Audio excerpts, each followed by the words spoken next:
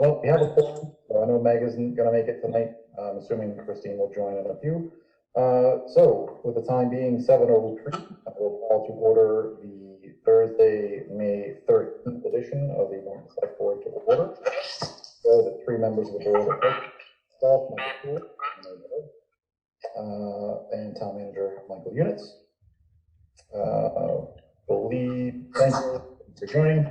So if you're not aware, we are recessing into executive session for approximately an hour.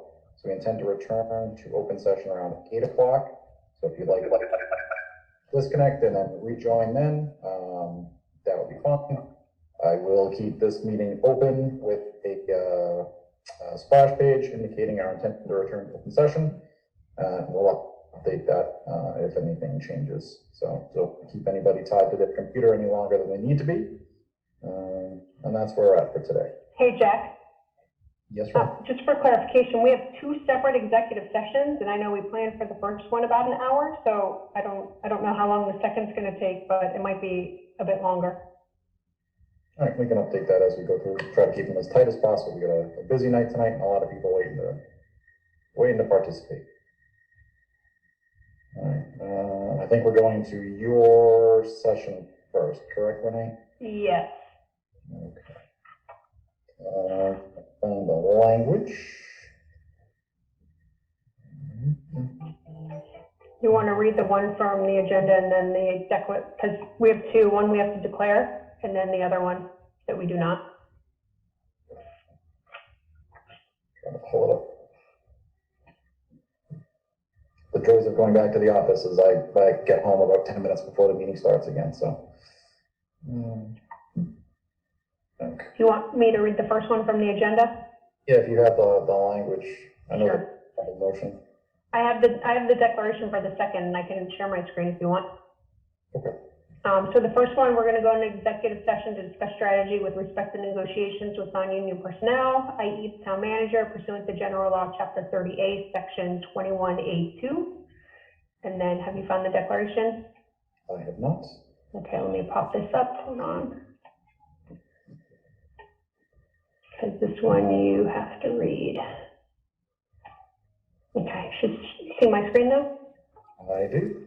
Thank you. I declare under General Laws, Chapter 30A, Section 21, small a3, for the purpose of the executive session, we discuss strategy with respect to litigation, i.e. Bell Music, because the discussion of the strategy in open session could compromise the purpose of the executive session, and with the board to return to open session at the conclusion of the executive session. I move that the board go into executive session under General Law, Chapter 30A, Section 21A3 for the purposes and reasons declared by the chair, and with the board to return to open session thereafter. Second. All right, we have a motion and a second, so roll call to go in. Chris? Yes. Michael? Aye. Renee? Yes. I too say yes. So Renee, if you want to stop sharing your screen, I'll share mine. Jen, do you want to put a timer out there and then we'll check back in after the timer, or are you fearful that it'll just kind of mess things up? I can update my my document as we go through. So. Okay. All right. And Mike, do we have a separate executive session, or you want me just to shoot you an email with the link? Send me the link, please, and I'll forward it to Attorney White. Okay. So I'll send it to you and Jen, and then you'll send it on? Yep. Okay, that sounds great. Thank you. All right, so again, we're recessing into executive session. We'll be back in a little while. I'll update this the sheet that I'm sharing. If anything changes, appreciate your patience. And we'll see you on the other side. Jack, can I keep my Zoom on? You can do whatever you want to do. This call will stay open. We're going somewhere else. So I'm going to be here as a phantom, but I'll be here. Thank you. All right, guys.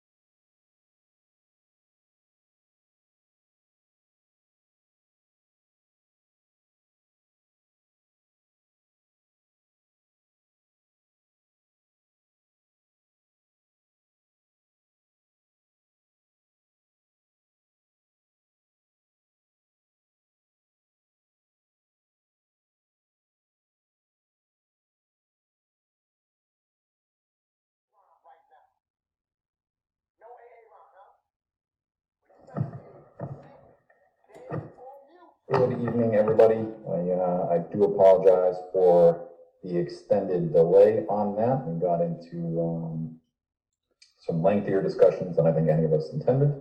The remainder of the board is just taking a quick file break. They will be back at 8:50. But in the meantime, if anyone has any questions or whatever, I'm happy to chat. Anybody knows any jokes or any folk songs, we can all just get together and hang for a little bit. Jack, do you sing a folk song? I don't sing. The rest, and they're upstairs making a hellacious amount of noise. Well, during the lengthy break, I was recreating the Celtics and the Hawks from May 13th, 1988.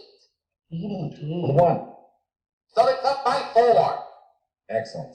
It was from 33 years ago today, Friday, May 13th, 1988. How's Larry Bird playing? He's doing good. He's on fire. Excellent. You always will.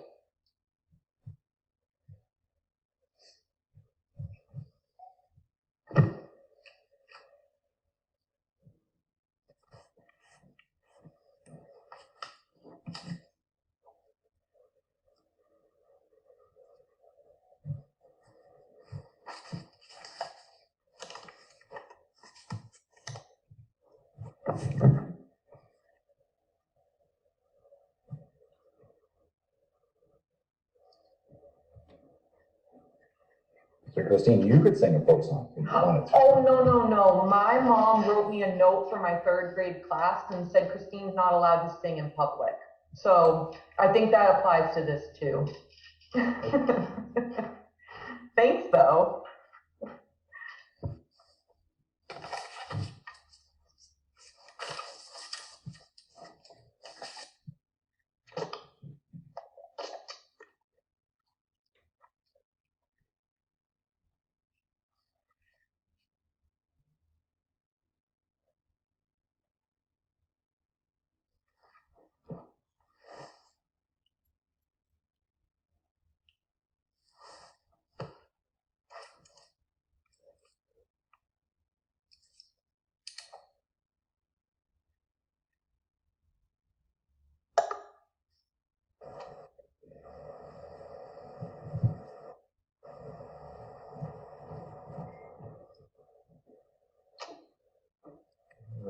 Let's see, Michael and Christine.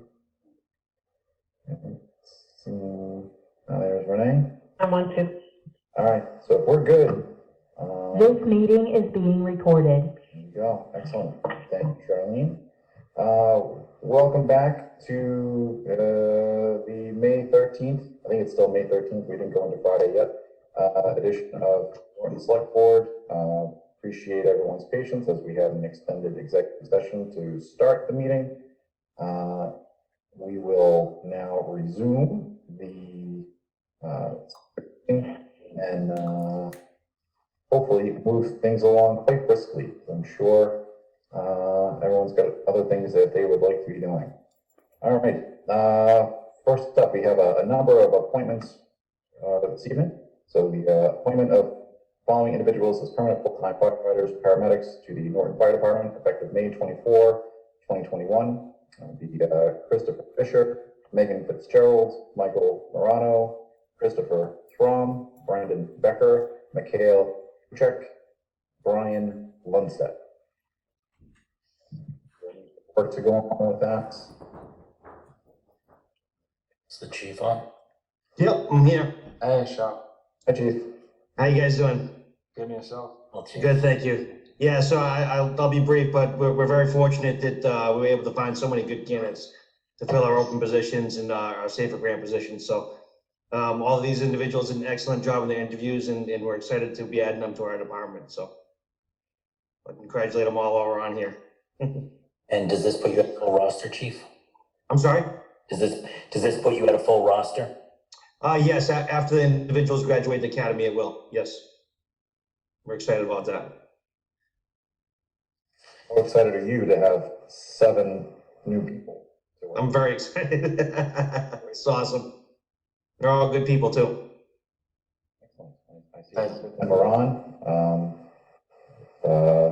I just want to say thank you for coming to Norton and dedicating your service to us. This is really, really exciting.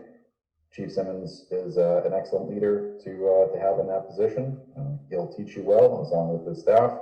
So welcome aboard. Thank you. Thank you, guys. I appreciate it. Chief. Honorary Mayor Norton would like to welcome all the 7 members to the Norton Fire Department, and hope you do go well, and hopefully pretty soon I will see you up in the fire department kitchen. Thanks, Peter. Chief, what's your hope for the academy for these individuals? So we just had 2 people graduate the fire academy last Friday.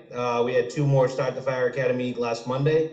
One of the individuals that's on tonight will start the academy in July, on July 26th, I think. And then the remainder of them looks like we're going to be getting a date of sometime in October for them. So that would give them, probably a mid to late December graduation date. So we're moving along, getting them in there as fast as we can. So. All right, excellent. Very good. Is there any formal appointment letters, Mike, or is that anything? No, you don't have to, I don't know if you have them, you don't have to read them. We think it'd be easier when they're all starting on the same date to do it the way you did it tonight with the list. All right. Excellent. Very good. So I'll make that formal just for the record there. Chair would entertain a motion to appoint the following individuals as permanent full-time firefighters, paramedics to the Norton Fire Department effective May 24th, 2021. Christopher Fisher, Megan Fitzgerald, Michael Lorano, Christopher Thrum, Brendan Becker, Mikhail Buchek, and Brian Lundstedt. Motion. So moved. Second. All right. Renee? Yes. Christine? Yes. Michael? Aye. And I too am a yes. Congratulations, everybody. Welcome aboard. Thank you. Thank you very much. We appreciate it. All right. Thanks. Congratulations. Thanks, guys. So much. All right. Moving on down the list, the reappointment of Dorothy Mccown as the Democratic representative on the Board of Registrars. It's something that requires a vote as well, or just an acknowledgement. No, it needs a vote. All right. Chair to entertain a motion to reappoint Dorothy Mccown as the Democratic representative on the Board of Registrars. I just make a correction. I believe it's the first time appointment. It's not a reappointment. It was someone else before.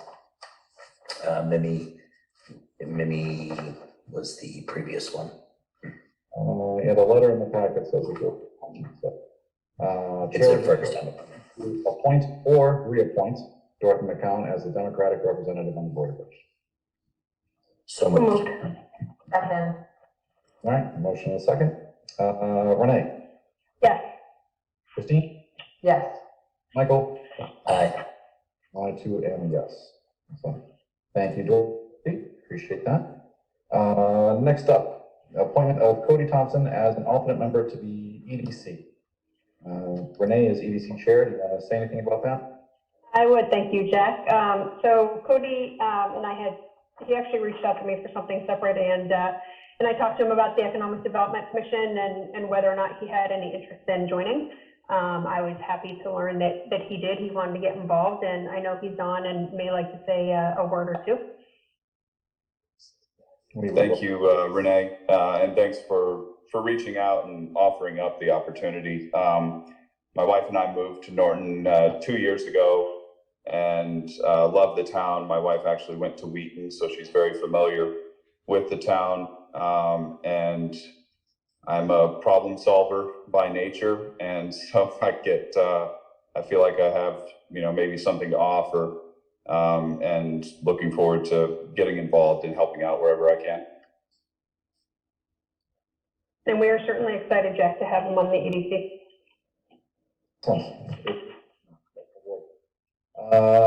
Any questions for Cody before we go to the motion?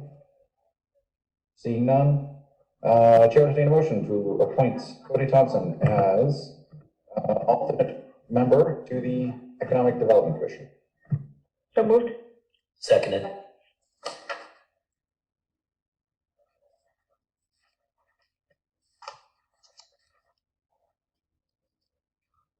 Did we lose you, Jack?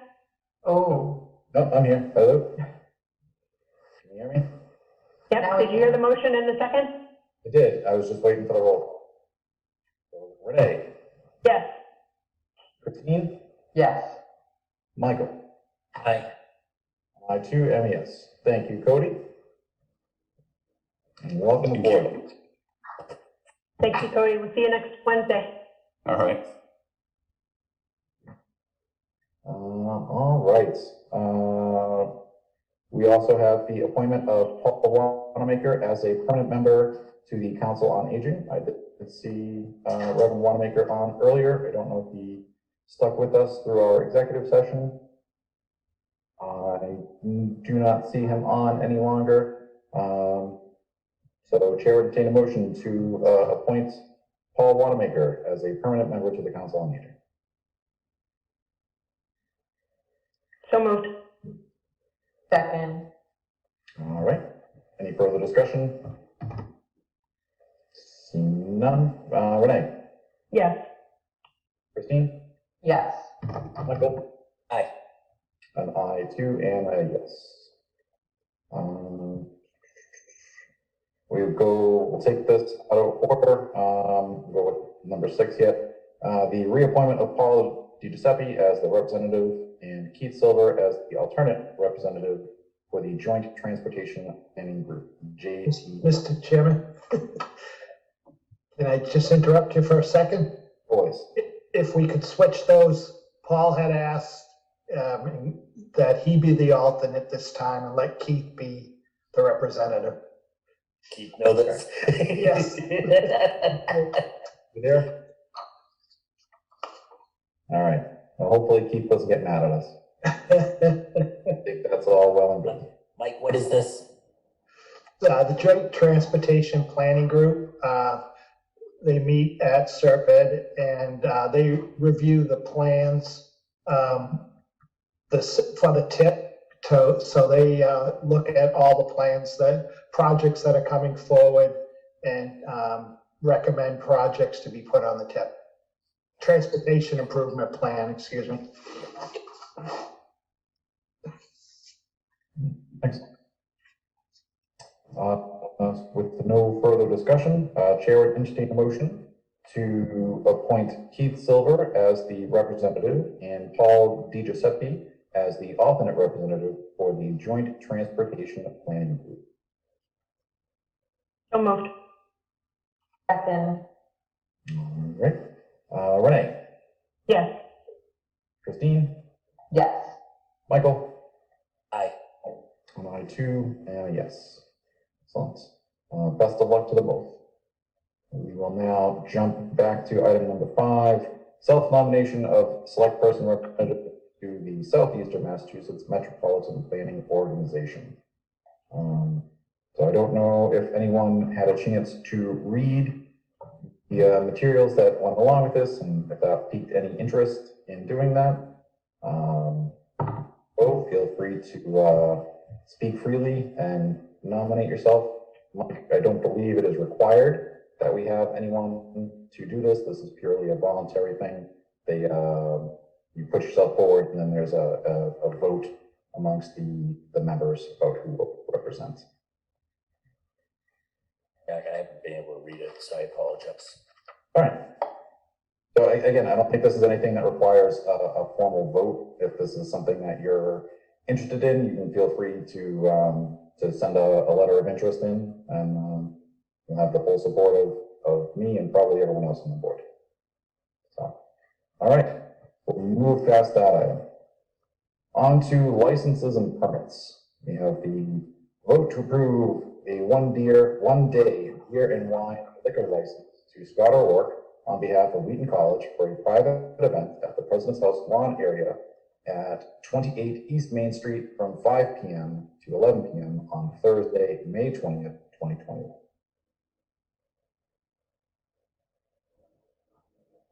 Mike, anything to add on this? No, this is just straightforward, just an event they're gonna have at the President's House and the property there. Okay. It's signed off by, looks like it's signed off by everybody. building inspector, fire chief, police chief. All right. Without any further questions, Chair would entertain a motion to approve the one-day beer and wine liquor license to Scott O'Rourke on behalf of Wheaton College for a private event at the President's House lawn area located at 28 East Main Street from 5 p.m. to 11 p.m. on Thursday, May 20, 2021. So moved. Second. All right. Renee? Yes. Christine? Yes. Michael? Aye. I too am yes. Which brings us to our next license. Mr. Chairman? Yes, sir. Point of inquiry. Mike, do you know when the last day for President Hanoun is? I don't. I was thinking of that today. I'll find out and let you know. Okay, great. And sure, well, I guess we'll talk as a board for any recognition or so forth of him leaving. Okay. President Hanoun is gonna be missed, and I know him well, and he's gonna be missed, and I wish him in his future and everything, but we can keep touch on Facebook, right? Absolutely, Peter. Thank you, Mr. Chairman. Excellent. Next up is another one-day liquor license. This one is for one-day beer and wine liquor license to John Harrop, private at the Everett Leonard Park from 5:45 p.m. to 9:45 p.m. on Saturday, June 12, 2021. That as well appears to have been signed off by Chief Clark, Chief Simmons, and Mr. Ira Brady. Any questions? Seeing none, Chair will entertain a motion to approve the one-day beer and wine liquor license for John Harrop for a private event at Everett Leonard Park, 5:45 p.m. to 9:45 p.m. on Saturday, June 12, 2021. So moved. Second. Ready? Renee? Yes. Christine? Yes. Michael? Aye. I too am a yes. Excellent. Which brings us to our announcements, where I get to shut up for a little bit and listen to Christine talk. So Christine, if you go through the agenda packet, there's probably a series of announcements that are tucked in there. Pardon me. Hi. I'm sorry. Am I able to interrupt just to ask a quick question? I'm so sorry to interrupt. I'm not really sure when the proper moment for me to ask a question is, and it's getting close to my bedtime. So we generally don't hop on the meetings, and so this is one of our first times joining. And I know that you guys had your executive session for quite a while, and there was an agenda, if I'm not mistaken. I think there was supposed to be an opportunity for people to ask questions, right? And that was probably one of the first things that was supposed to happen, no? Public comments. Yeah, Jeff. Right. So where did that part get moved or something? No, I unintentionally skipped over it. So You unintentionally skipped over it. Okay, so can that actually come before these announcements? Because people have been waiting for over an hour and a half in some situations to have an opportunity to ask questions and make comments.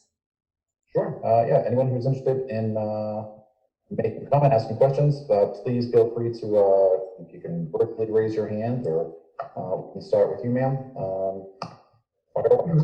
Mr. Chairman, could they just mention their name so we can mention it? And address. Yep. Shall I start? Please, go ahead. Okay, hi, I'm Tamara, and we live on Willis Drive in Norton. And we were just wondering, we saw on the agenda, and we've seen some information going around a little bit lately about something going on at Bella's Music, where our daughters take lessons. And we're obviously huge fans of the family and the store. And we're just wondering, I guess, I don't know, from what I understand, maybe this is the third time that the town is going after them for a violation. And I'm just wondering, how many times can the town pursue a business or a resident for something? Like, how many times is that allowed? We'll turn that over to our town manager. Thank you. I'm so sorry. I don't mean to laugh. Yeah, it's totally not funny, but that's okay. It's not funny. I apologize, but it's just the way, I mean, it's a very difficult question. It's a very sincere question, so I apologize that I laughed. I would guess that the town, the answer would be more of a question for the attorney, but I would say that as long as a violation still exists and the attorney feels that there is a case to be brought, it would be that it could move forward. I know like for years potentially, like just Perfect to me. just kind of indefinitely. I'm just curious. Well, obviously it gets to an end point where we seem to possibly be now. I don't think you can go much higher, and but until a situation is resolved, I guess it could. And just Thank you. Since there is still an ongoing legal matter, we really can't speak to any of the specifics that are going on around there. If there's anything that's been discussed publicly, and I'm sure that might be fair game, but we do have to err on the side of caution there. Thank you for asking a question. Appreciate it. I see Rob's iPad has its hand up. Okay, my name is Rob Welsh. First, I want to make sure I've unmuted correctly. You can hear me. Yep, you can hear you. Okay, and I read the entire case, read up on all that too, and I actually want to spare you commenting on that particular case individually. Your point's well taken that it's currently a legal matter. But the takeaway I had out of it that bothered me more, and it was after reading that, I went and read other stuff. Because of some involvement on Facebook, I got IM'd by everybody who wanted to grind an axe and, tell me war stories, and heard a lot. And the pattern I saw across it was that it seems like our conservation laws are being applied in an inconsistent and arbitrary manner. And that hurts the town. It looks to me like if someone was trying to bring a business here, they certainly do need to follow laws and guidelines, but it looks like it's presented as a moving target and a very challenging process to get through. And I do think there should probably be some better controls or guidance on that. I also, some of what I gathered, I wasn't sure if the laws are really written or what we I don't know if laws is the right word, but it's really written in a way that maybe it leaves things too open. It kind of calls for that sort of arbitrary side of it. But that's the appearance, is that we're very arbitrary and inconsistent in how we apply our conservation laws. And I do think that's a big problem. Even as I just look at the Paces thing, I saw stuff, walking by their property. What I'm reading in the case and what I'm seeing there is kind of hard to reconcile.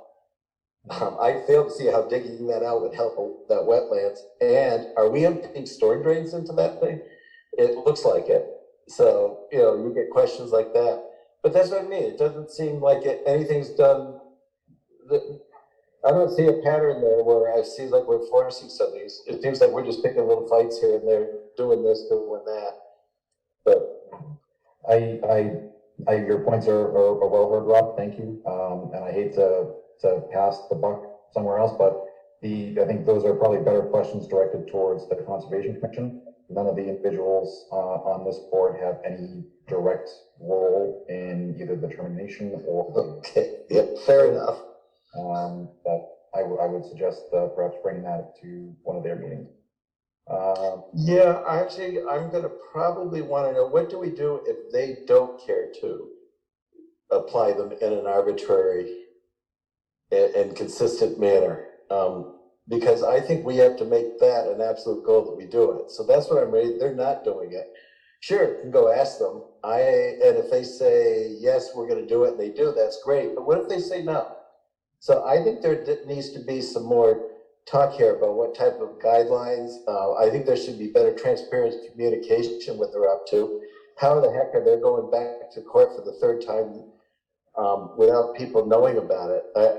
we should all have to say in it when they're starting to go that hard at somebody. Things like that. I think there needs to be some guidance outside.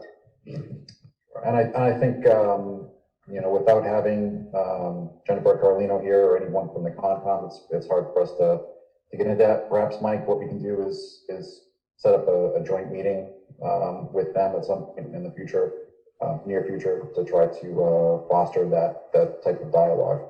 But I think this is actually a very complicated conversation I'm asking for. So yeah, it's not something you can quick answer. Right. No. Yeah. I see Thomas. Yes, Katowski. Yeah. I actually, 76 Worcester Street, I live in Taunton, but I am a customer and a student over at Bella's. And I'm gonna piggyback on what Tamara and the other gentleman, Rod, just said. This conservation commissioner was the conservation commissioner when the fill was put on that property. That fill was put on that property 31 years before they bought the property, and they're still going after them. So they lost twice in Superior Court in Bristol County, and now they've appealed for a third time to the Supreme Court of Massachusetts. We're wasting taxpayers' money to chase after people for something that was done on their property 31 years before they brought the property. And they're gonna keep appealing and appealing and appealing till what? They get the result they like. They've already been told twice by two different judges that they don't have a case.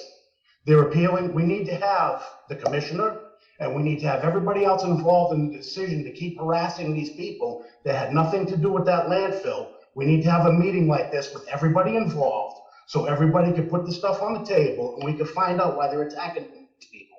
These people are outstanding citizens of your community. They're business owners in your community and they're being persecuted for something they had no control over. I thank you for your points. So whereas I understand that this may not be the forum to take this up, but there are people that are sitting here today in this meeting right now that don't know what's going on, that don't know this has been going on for 7 years, that don't know these people have paid $80,000 in attorney's fees already for something they did not do. Something needs to be done. You people have the authority to say something in the town hall with the people that you work with or you work around to find out why these people are being attacked like this. You have the authority to do that. We do not. That's why it's being brought up tonight. Oh, appreciate that, sir. Thank you. Connie Doolin, next to Tom. Hi, my name is Connie Doolin. I live at 1 Gary Road. I'm sorry I'm coming to the meeting late. I just saw the post on Facebook. Robert and Bella Pisa have a successful business here in Norton. They are community activists. They openly contribute to our schools. They provide free lessons to children here in our community. They make generous contributions to lots of organizations within Norton. They are building a musical basis here in town, and they're giving free lessons to kids, and it's a wonderful business with a wonderful business philosophy.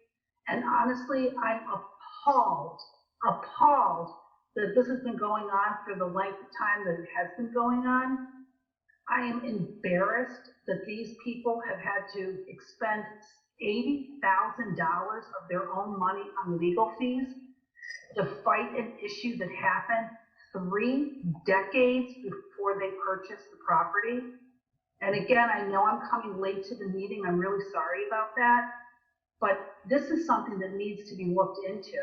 This is something they either need to be grandfathered for, and somebody needs to seriously look into Concom and figure out what the heck is going on and what acts they're trying to grind against one of the only successful businesses we have here in Norton. I think this is the group to try to do it. Thank you. Thank you very much for coming tonight. Again, we can't really comment on what transpired in our executive session or within any of the other legal matters there, but we hear your concerns, and thank you. JC Pisa had your hand up, and then Peter. Hi, can you hear me? Yes, sir. How you doing? My name is Joseph Pisa, and given by my last name, I am related to Bob Dandella. and I was a former student at the music store. I'm not really, I mean, as far as it goes, obviously there's not much that can be talked about relating to the meeting you guys just had, understandably, but me and a lot of other people definitely would want to do anything to make sure this goes as smoothly as possible for my aunt and uncle, and I'd love to know what could be done by just the average person. I honestly, I know that's a hard question to answer, but this is one of those things where this can't, like, it just can't go down like this any further. I think that there's a lot more that could be done to help them succeed, and whatever could be done, if there's something that you would know of off the top of your head, I'd love to hear it. If not, I understand, because I know it's a tough subject. Thank you. I appreciate it. I think my only personal advice would be keep using your voice. I think that's coming to meetings like this and speaking up is probably the most straightforward, most impactful thing that any of us can do, no matter what cause that they're passionate about. So I would just keep doing that. If you have any other comments or questions, I would suggest directing them to the town manager, and he can compile them and send them to us, and we can try to deal with that and bring those up as discussion points for future meetings. Probably the easiest way. I will put, Mike, don't hate me for this, but put the email in the chat. Put his cell phone number too. Absolutely, that's next.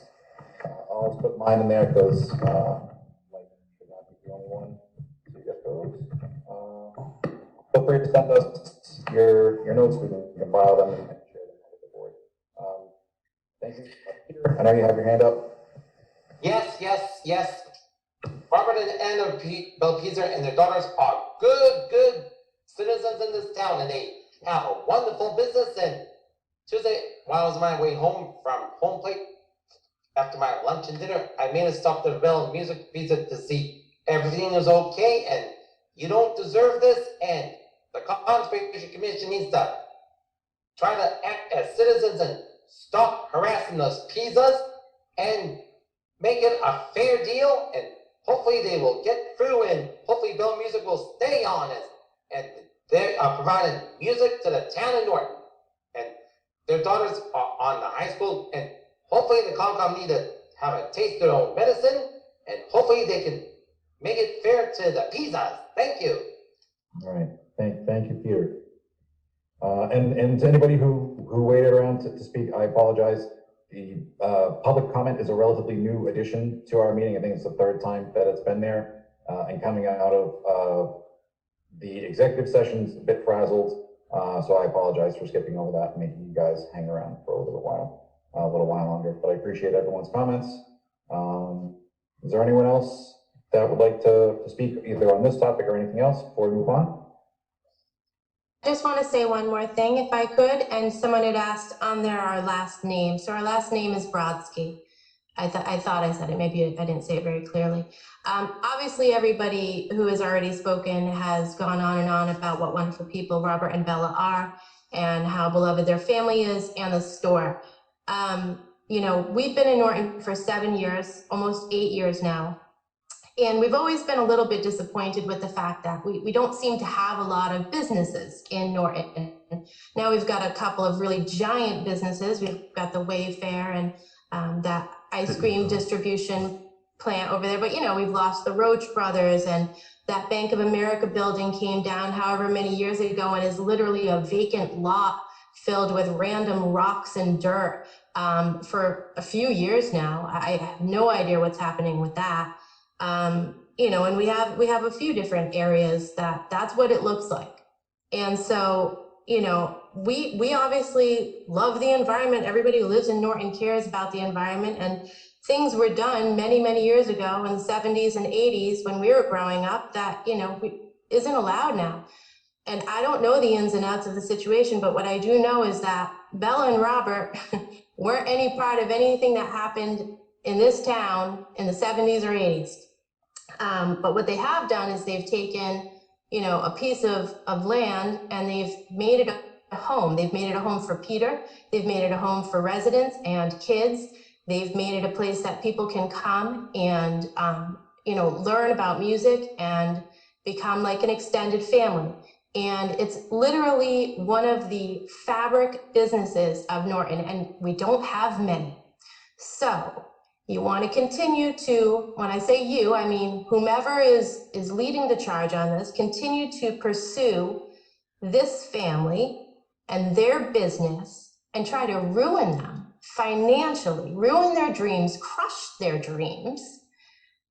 Good luck with the businesses in the future of Norton. And if you don't have that, you don't have much. And most of the people who are on here tonight who have never been on here before, we're on here for them. That is why we're on here. That's why we sat here for an hour and a half during your executive session, because of them. So thank you for your time. Thank you very much. I appreciate that. All right. Thank you everyone for coming and sharing your stories and your opinions. We really truly value them, and we take them to heart. Again, please send any additional comments or questions to Mike and myself. Our emails are in the chat, and we will do our best to respond. All right.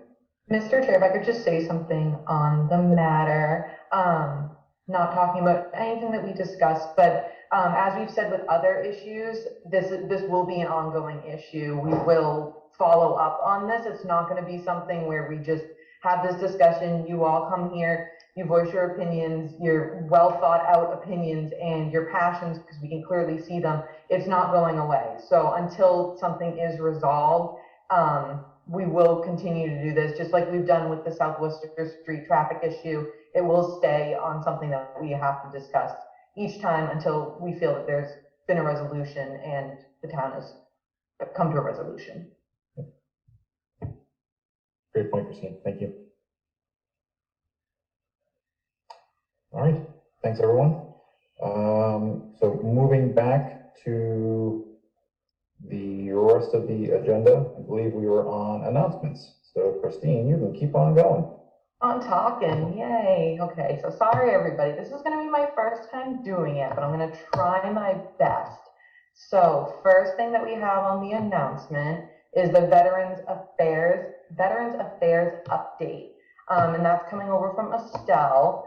So she sent over an email saying that as many of you know, on Memorial Day, the Veterans Council and Veterans Service Office will be dedicating 6 POW MIA chairs to be placed at each of the Norton Public Schools and 1 at Town Hall. Because it's never too early to publicly thank those businesses who are helping to make this important event happen, I would greatly appreciate you mentioning Hussey Seating of Berwick, Maine, for donating 5 stadium chairs, and J. Massey Sign Company from Norton for donating all the additional detailing on these chairs. Both of these companies are great supporters of veterans. Hussey Seating has been providing POW MIA chairs to cities and towns to ensure those men and women are never forgotten. Jason at J. Massey Sign Company has been a longtime supporter of local veterans events, especially at the VFW Post 8049 here in Norton. So I personally thank you. I think it's going to be a great addition for the schools, especially for everybody to keep them in mind in our thoughts all the time. And along with that, there's just a reminder that the VA healthcare continues to offer COVID vaccines. The new law covers all veterans, and that includes spouse, widow, widower, and caregivers of veterans. And you can call 857-203-3919 to schedule your appointment. And moving on to the next one, kind of going off of all this. So I know everybody is extremely excited that the Norton VFW 8049 has a grand reopening, and that is scheduled for May 15th. It starts at 11 a.m. till close, but I heard it'll go into the early evening, and that's at 38 Summer Street in Norton. There'll be free food, fun, and music, and also at 3 p.m. there'll be a meat raffle. So definitely stop by this Saturday. And then the next one we'll go to is the Friends of the Norton Public Library has a book sale. If you've never gone before, I definitely would recommend going. It's right on the front lawn in front of the Norton Public Library. So it's this Saturday, May 15th from 10 a.m. to 1 p.m., weather permitting. So that'll definitely be something you can stop by at. And then the next thing we'll go to is the Cupboard of Kindness Food Pantry. I just wanted to remind everyone that the first and third Monday of every month behind the town hall, there is the food pantry, the drive-through food pantry, and all you have to do is just one time only show proof of residency, and they'll be able to provide you some food. You won't even have to get out of your cars. So that is always there, and that's open to everyone in the town of Norton. It's not based on income or anything. So, and then I believe the Norton Cares Fund. So give me 2 seconds just to pull that up. So this was sent over by Beth Rossi, who, as you all know, is the Human Services and Council on Aging Director. Let me just make sure that I have the most recent one. And of course I don't.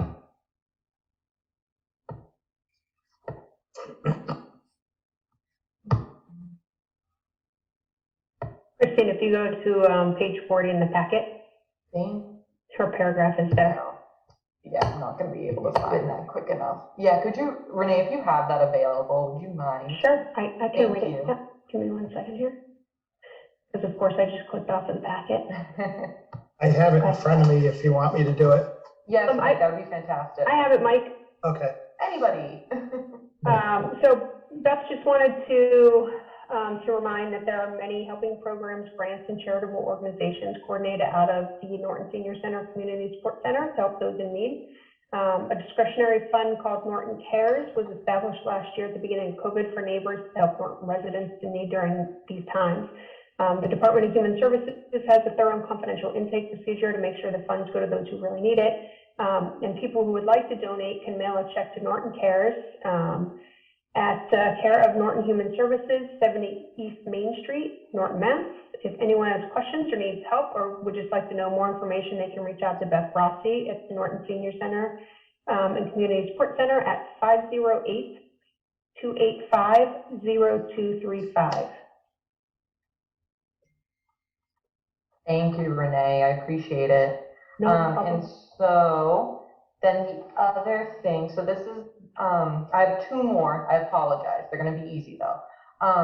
So one of them is the Norton Cares package. So I know some of you have seen it on Norton Neighbors, and what it is for, we gather, well, not we, the residents gather packages for veterans in the town who are down or are having a little bit of hardship right now, or even just need a pick-me-up, because that's what we're all here for. And Lorna has been organizing this for a couple months now, and she is doing a fantastic job at it.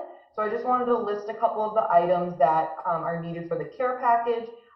This month it's for an 86-year-old disabled retired Navy vet and his wife. He's in a wheelchair and completely dependent on his wife, and they both definitely would need a pick-me-up. So we could either grab some extra large shirts, sweatshirts, military or Navy themed, military memorabilia, chocolate, no nuts, back scratcher, large print books, magazines. He enjoys history. A portable fan that can attach to his chair to use during the summer months. And she would love some fresh flowers, gardening stuff, plants, bulbs, seed starter, watering cans, bird feeders, bird seeds, gift cards to nail salon, toiletries, or any other gift cards to like CVS, Home Depot, Emma's, or Alberto's. You can, to get in contact with Lorna, who's been organizing all this, she'd like you to reach out to nncarepackages@gmail.com. You can send her an email and she'll be more than happy to gather any belongings that you feel like you'd like to donate. So I want to thank Lorna personally for doing this, because she's been amazing, and thank her for her service. And then just my last one. So Norton High School Track and Field is hosting a car wash on Saturday from 10 to 2 at the Valentine Tool on Route 123. To get your car washed, get all that salt off from the winter. Well, thank you, Christine. Alrighty, I'm done, Jack. You're welcome. Anyone else have any announcements to provide tonight? All right. Seeing none, we shall move on. Can I ask quickly again the time of that car wash? Yes, it is 10 to 2, Saturday. Saturday the 15th. Yep, we got a Thank you. busy Saturday. You can go to a book sale, you can go to a car wash, Nope. you can go to the VFW No, grand just opening. wanted to know. I'll hit it. I just needed to know that. Thanks. You're welcome. All right. We get to new business and 2 proclamations. So Christine, if you wouldn't mind, you get to go on for just a bit longer. These are pages 42 and 43. You're on mute.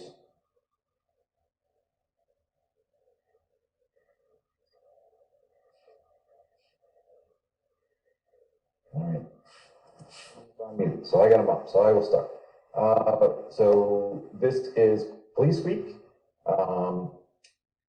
Whereas the Norton Select Board proclaimed the week of May 9 to 15, 2021 Police Week as established by President John F. Kennedy in 1962, and whereas the Select Board can, on all citizens of the town of Norton, to further observe Saturday, May 15th, 2021 as Peace Officers Memorial Day, and whereas this day serves to pay tribute to the law enforcement officers who have made the ultimate sacrifice and to voice our appreciation for all those who currently serve.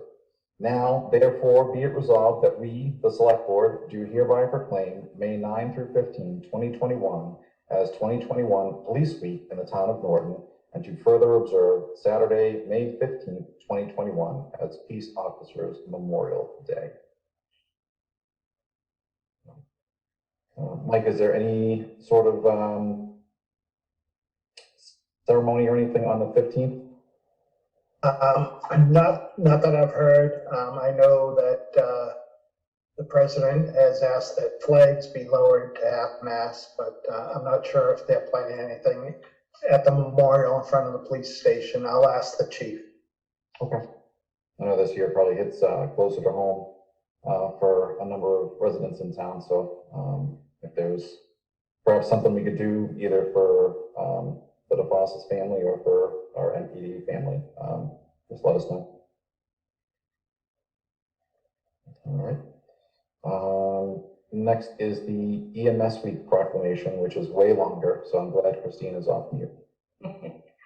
Okay, so this is to designate the week of May 16th to the 22nd, 2021 as Emergency Medical Services Week. Whereas emergency medical services is a vital public service, and whereas the members of emergency medical services team are ready to provide life-saving care to those in need 24 hours a day, 7 days a week, and whereas access to quality emergency care dramatically improves the survival and recovery rate of those who experience sudden illness or injury, and whereas emergency medical services has grown to fill a gap by providing important out-of-hospital care, including preventative medical, follow-up care, and access to telemedicine. And whereas the emergency medical services system consists of first responders, emergency medical technicians, paramedics, emergency medical dispatchers, firefighters, police officers, educators, administrators, pre-hospital nurses, emergency physicians, trained members of the public, and other out-of-hospital medical providers. And whereas the members of emergency medical services teams, whether career or volunteer, engage in thousands of hours of specialized training and continuing education to enhance their life-saving skills. And whereas it is appropriate to recognize the value and the accomplishments of emergency medical services providers by designating Emergency Medical Services Week now, and therefore the Norton Select Board, in recognition of this event, do hereby proclaim the week of May 16th to the 22nd, 2021 as Emergency Medical Services Week with the theme, This is EMS, Caring for Our Communities. I encourage the community to observe this week with appropriate programs, ceremonies, and activities. Thank you, Christine. Mike, were we supposed to vote on those? Say that again, Jack. Were we supposed to vote on those? You could vote to declare that this is EMS week and also the police officers. And I know Mike Wilson is on. We can put him on the spot so he doesn't get away without saying something about this. Sure. He's still on. I think he jumped off. Is he? No, he's still here. Oh, there he is. Yeah, I'm here. Everybody can hear me, I hope? Yes, good. Yes, So I first want to apologize for keeping Deputy Chief Keen like 3 hours past his bedtime, as far as that goes. So I know I'm going to pay for that in the morning. But just, quickly, I know it's running late and everything, but we appreciate the board, recognizing this. It's been a tough year as far as the fire department is concerned. As you know, you've been there with us as far as all the different calls and everything we've had to do. And like I said, everybody's done a great job. I don't know if all the residents of Norton realize, what a good team they have as far as the EMTs and the paramedics and the firefighters. They're second to none as far as I'm concerned.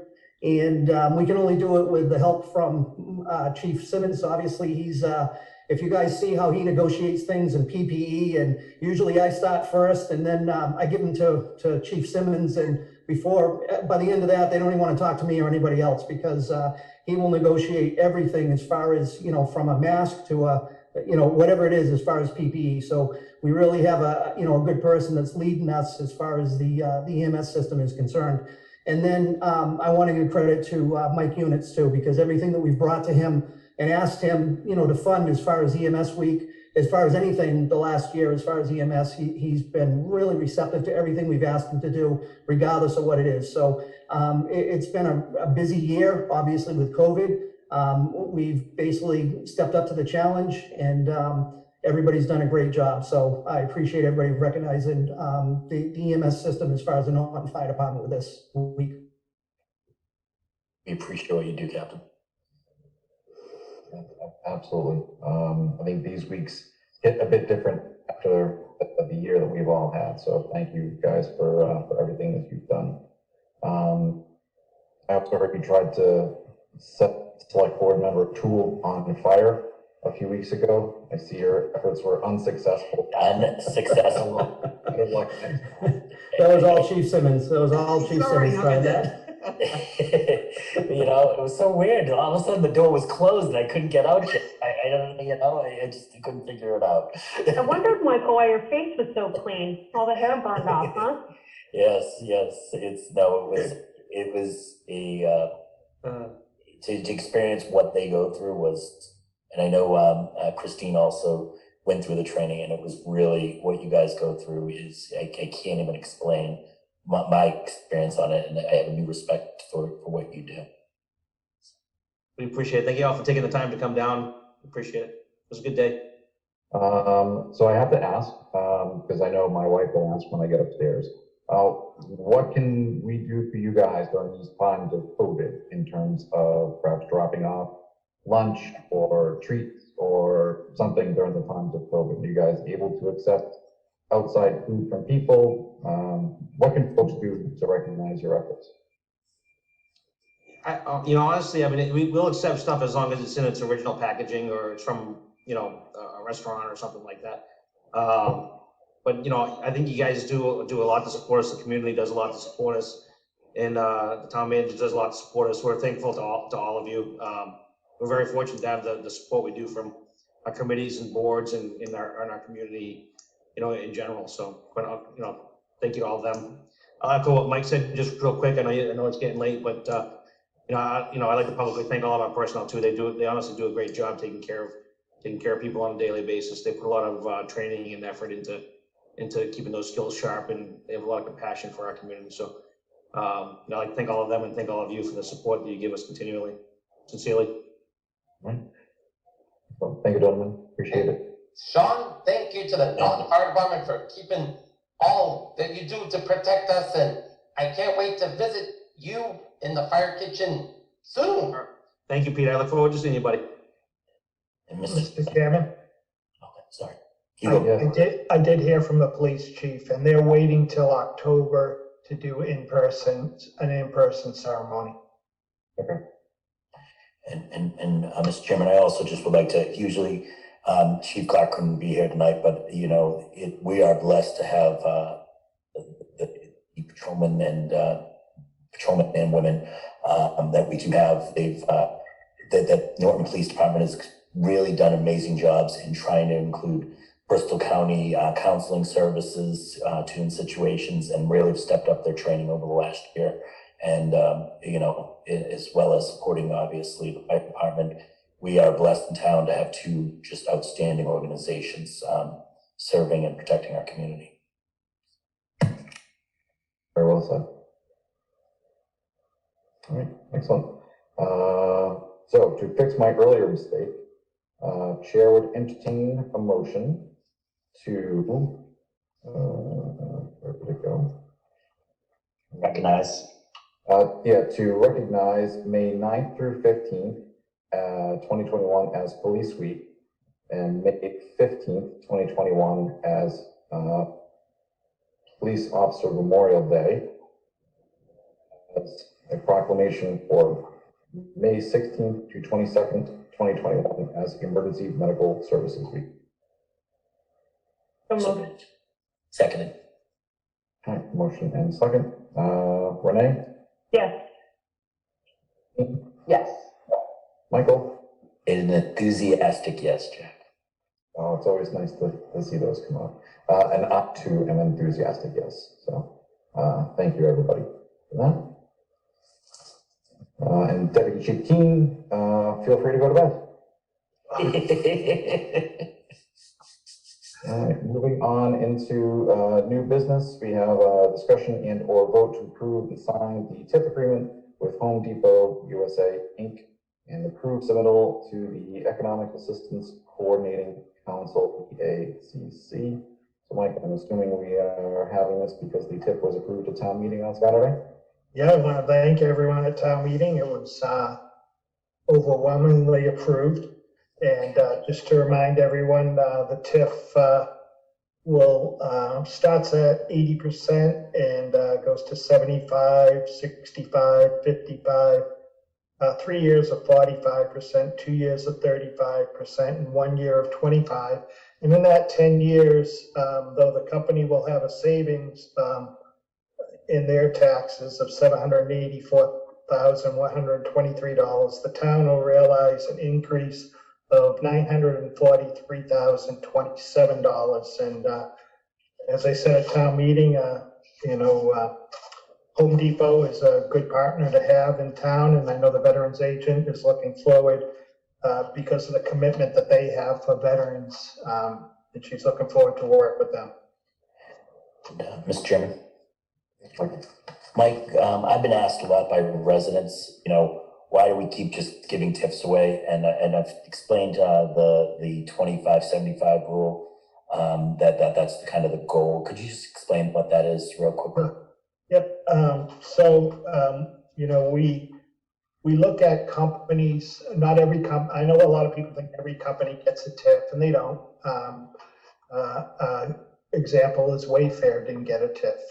So there's certain companies that we look at that we really want to have as a partner, and we feel that there's benefits that the town will receive by having them in town, and we do give them TIFs. And our goal, obviously, is we're trying to build up the commercial tax base in town, and a good parameter is to get the commercial tax base up to 25%, so that there's less of a burden on residents. Obviously, the commercial properties are taxed at a much higher value than the home is. Yeah. And right now, Mike, we're at approximately about 19%. Is that give or take? I think that's yeah, I don't have that in front of me, but we're probably getting in that area. Yeah. Yeah. So Mike, the 900,000 that you mentioned, that is over 10 years? It is, yes. Do you have the breakdown by year? Sure. Of what the town will see? Yep. New taxes, year one are $48,497. Year two, $56,261. Year 3, $71,788. Year 4, $87,315. Year 5, $102,843. Year 6 and 7, the same. Years 8 and 9 would be $118,370 each year. And year 10, $133,897. And then do you have the figure for after the TIF is complete? So after, I don't have that, but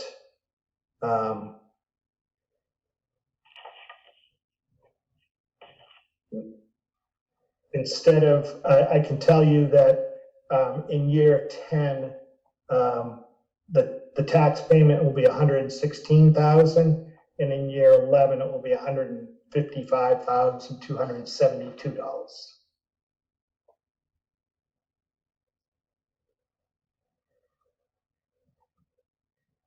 All right. Any further questions on that? Jack, I don't have questions on it, but I know this came out yesterday, but I haven't had a chance to actually read the TIF. And I knew of the percentages because that was presented before, but not the details. So I'd like some time just to read through this. As in tonight, or do you want to take some time and do this at our next meeting? I mean, I can't read it right now. Okay. If that's the question. Sometimes we've talked about reading something in the meeting to give it the focus, so. Oh, no. I mean, it's 5 pages of, 4.5 pages of legal jargon. The only part that's really clear is the part that has the years and the tax exemption percentage. Mike, any issue if we do this next time? Yeah, the issue is they do have to file with the Economic Advisory Council by May 19th. That's a no. So can I propose that perhaps we push this item to the end and we finish by taking some time to read through this and vote so we can get this out? I'm fine with that. So we will pause this item and roll on to review and or vote to sign the PNS agreement regarding 78 East Main Street. Mr. Chairman, this is the parcel next to the town hall and between the town hall and police station that will complete the community campus setting for the new town hall, and the purchase price is $1,250,000 with a did I say $1,250,000 with a donation coming back to the town hall project of $50,000 from the owner. Excellent. So if I may, I propose maybe we have a bit of discussion on this now, and then also push this towards the end so we can take some time to read through it. Purchase and sale is a pretty important document to try to get through. What's the time frame on this? Is it something that we have to, I mean, this is a much longer document. Is it something that we have to vote on tonight? No, you don't. Okay. I didn't know if we were trying to meet end of the month, Mike. So yeah, if we're good to wait, let's push this to next time. Great. Yeah, I don't think the next meeting would be a problem. Okay. Very good. Then moving forward, discuss and or vote to accept the Community Forest Stewardship Implementation Grant that has been awarded to the Norton Conservation Commission. Again, Mike, can you share a bit of detail here? Sure. So this is a grant that Jennifer applied for of $6,483, and this will be used for work in the Gertrude Cornish Town Forest. This is up on Plain Street, and the Conservation Commission will match the 25% of the total project cost. And the rest is the grant coming from the Department of Conservation and Recreation. Excellent. Any questions on this one, team?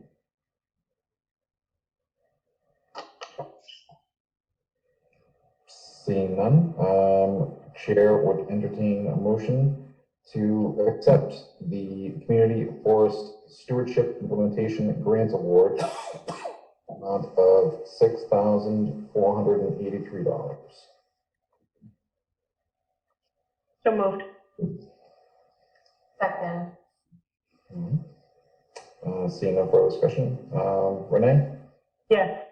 Christine, Yes. and Michael.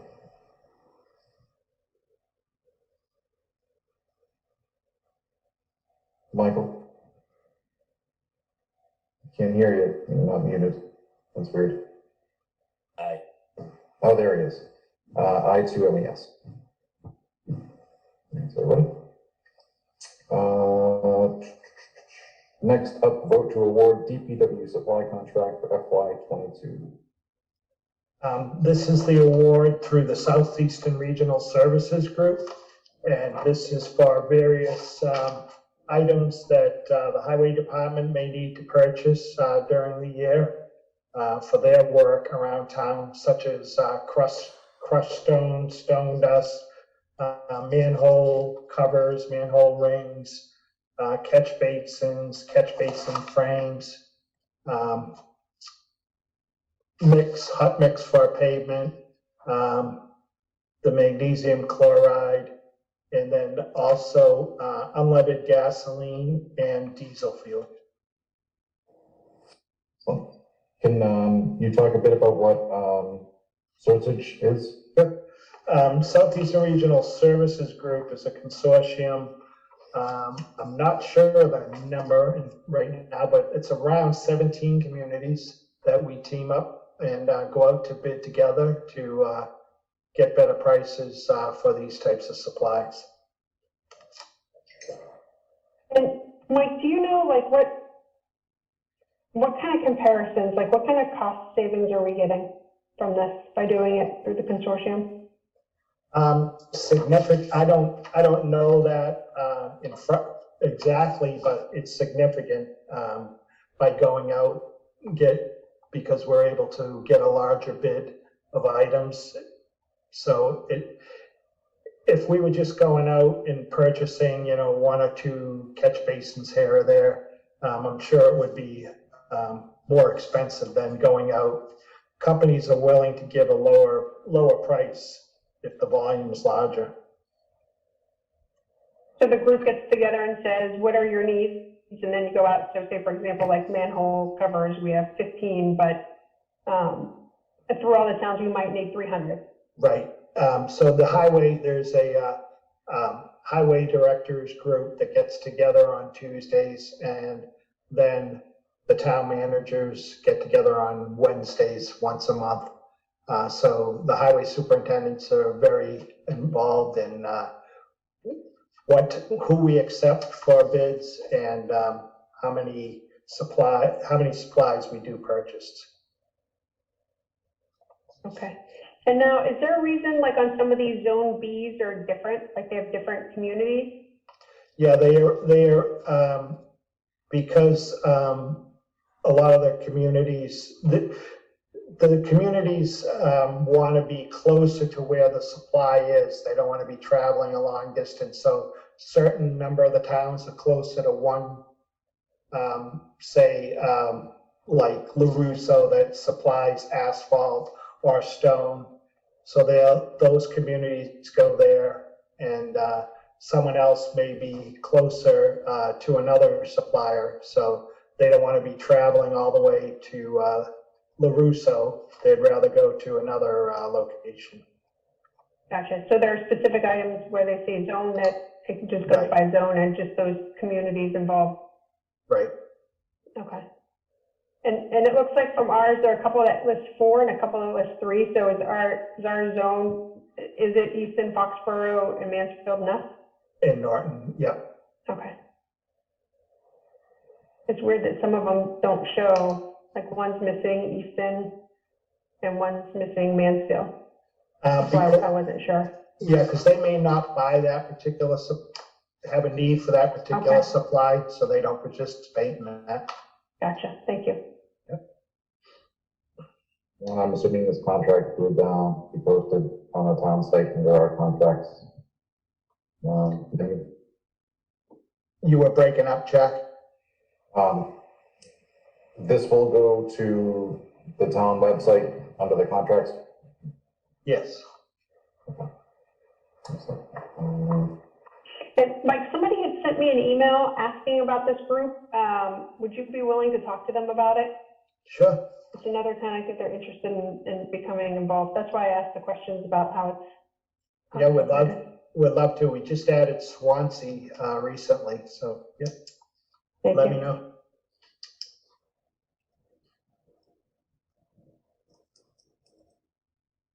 And I will.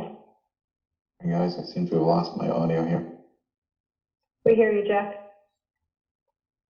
But you can't hear us. Hold on.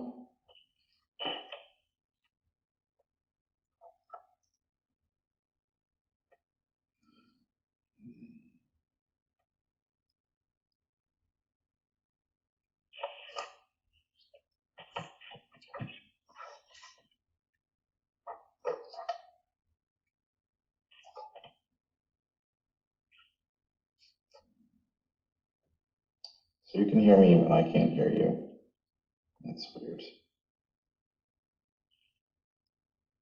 We can hear you fine.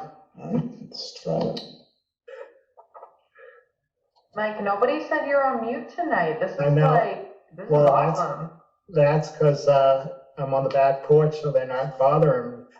That's why.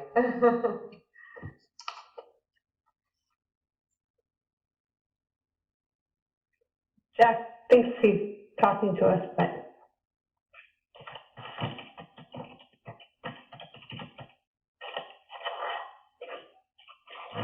No, I think he was saying I'm leaving and coming back. Okay.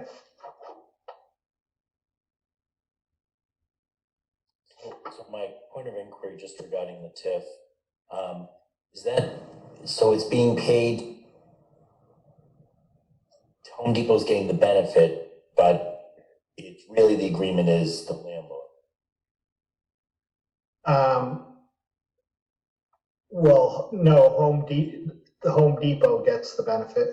They get the benefit, Right. but the agreement is between the landlord, Condyne, and the town, that Home Depot gets the benefit. Right.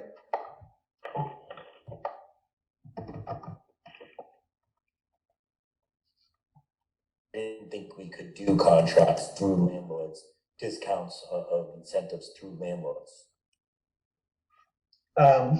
I'll have to, I'm not sure if they're right, at least. Clearly, that clearly states that on page 2, it clearly states. Yeah.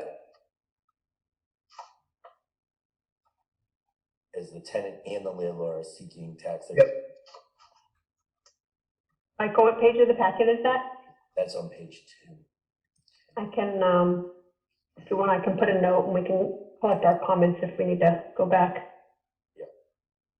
I know, that just changes my perspective, right? Because this was something that was asked of us at Great Woods Marketplace, right? So,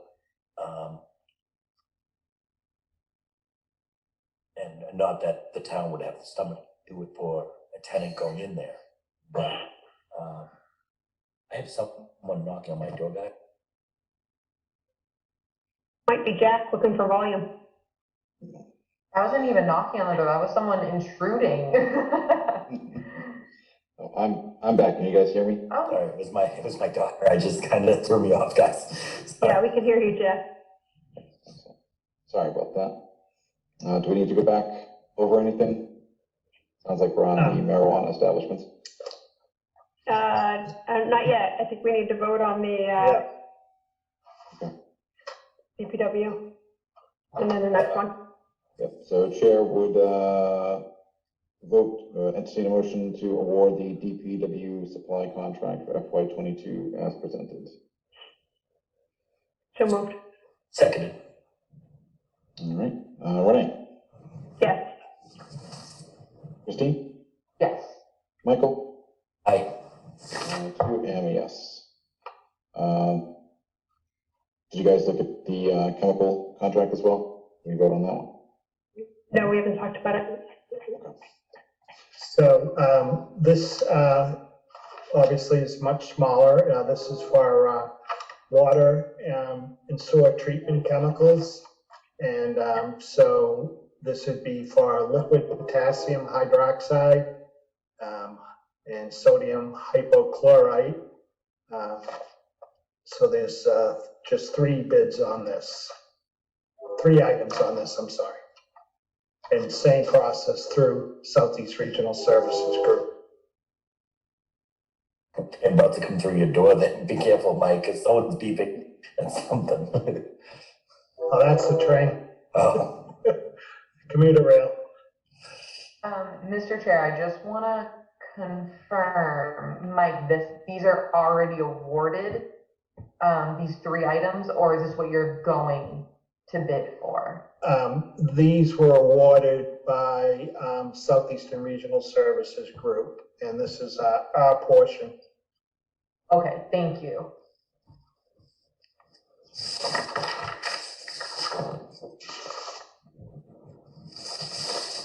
Any further questions? Holy agenda. I know. We'll get through it. Chair, I was moving so fast, that's why I skipped over the public comment. I feel terrible. The chair would entertain a motion to award the, losing my page, the water and sewer treatment chemical contract for FY '22 as reviewed. So moved. Seconded. All right. Renee? Yes. Christine? Yes. Michael? Aye. I too vote yes. All right. Thank you. On to old business.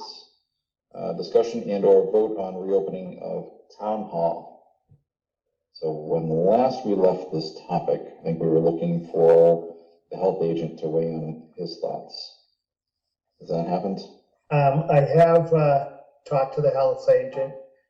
He's fine with the town hall opening, so whenever you feel that is appropriate, he sees no issue. And Mike, what protocols will remain in place? Well, right now, as we're waiting for the governor to see if the governor is going to go with the CDC recommendation, right now it's still everyone's wearing masks in the town hall. And social distancing? Yes. And do we, I mean, I've been in there a couple times, but the doors to other areas have been closed. Have we put markers on the floor to keep people, when they come up to the counters, to keep enough separation between them and whoever's helping them? We would do that. We don't do that right now because we don't let anyone in if there's another person at the counter. Okay. How long would that take to do? That won't take long. Some nice red duct tape from Ace Hardware and you're all set to go. We'll use a different color duct tape than we have, patch it up with the rugs. I was gonna say, are you worried about the rugs being ruined? But and Mike, do we have masks for people? We do, yes. Okay. And sanitizer and all that stuff, I'm sure. I've seen the sanitizer, actually. Yeah. All right. So Mike, how do you feel about Chris's recommendation? I'm fine with it, and I'm sure that the treasurers and town clerk would be really happy, so they don't have to keep getting up and answering the doorbell. Mike, what's the total occupancy of the building? I don't know, to be honest with you.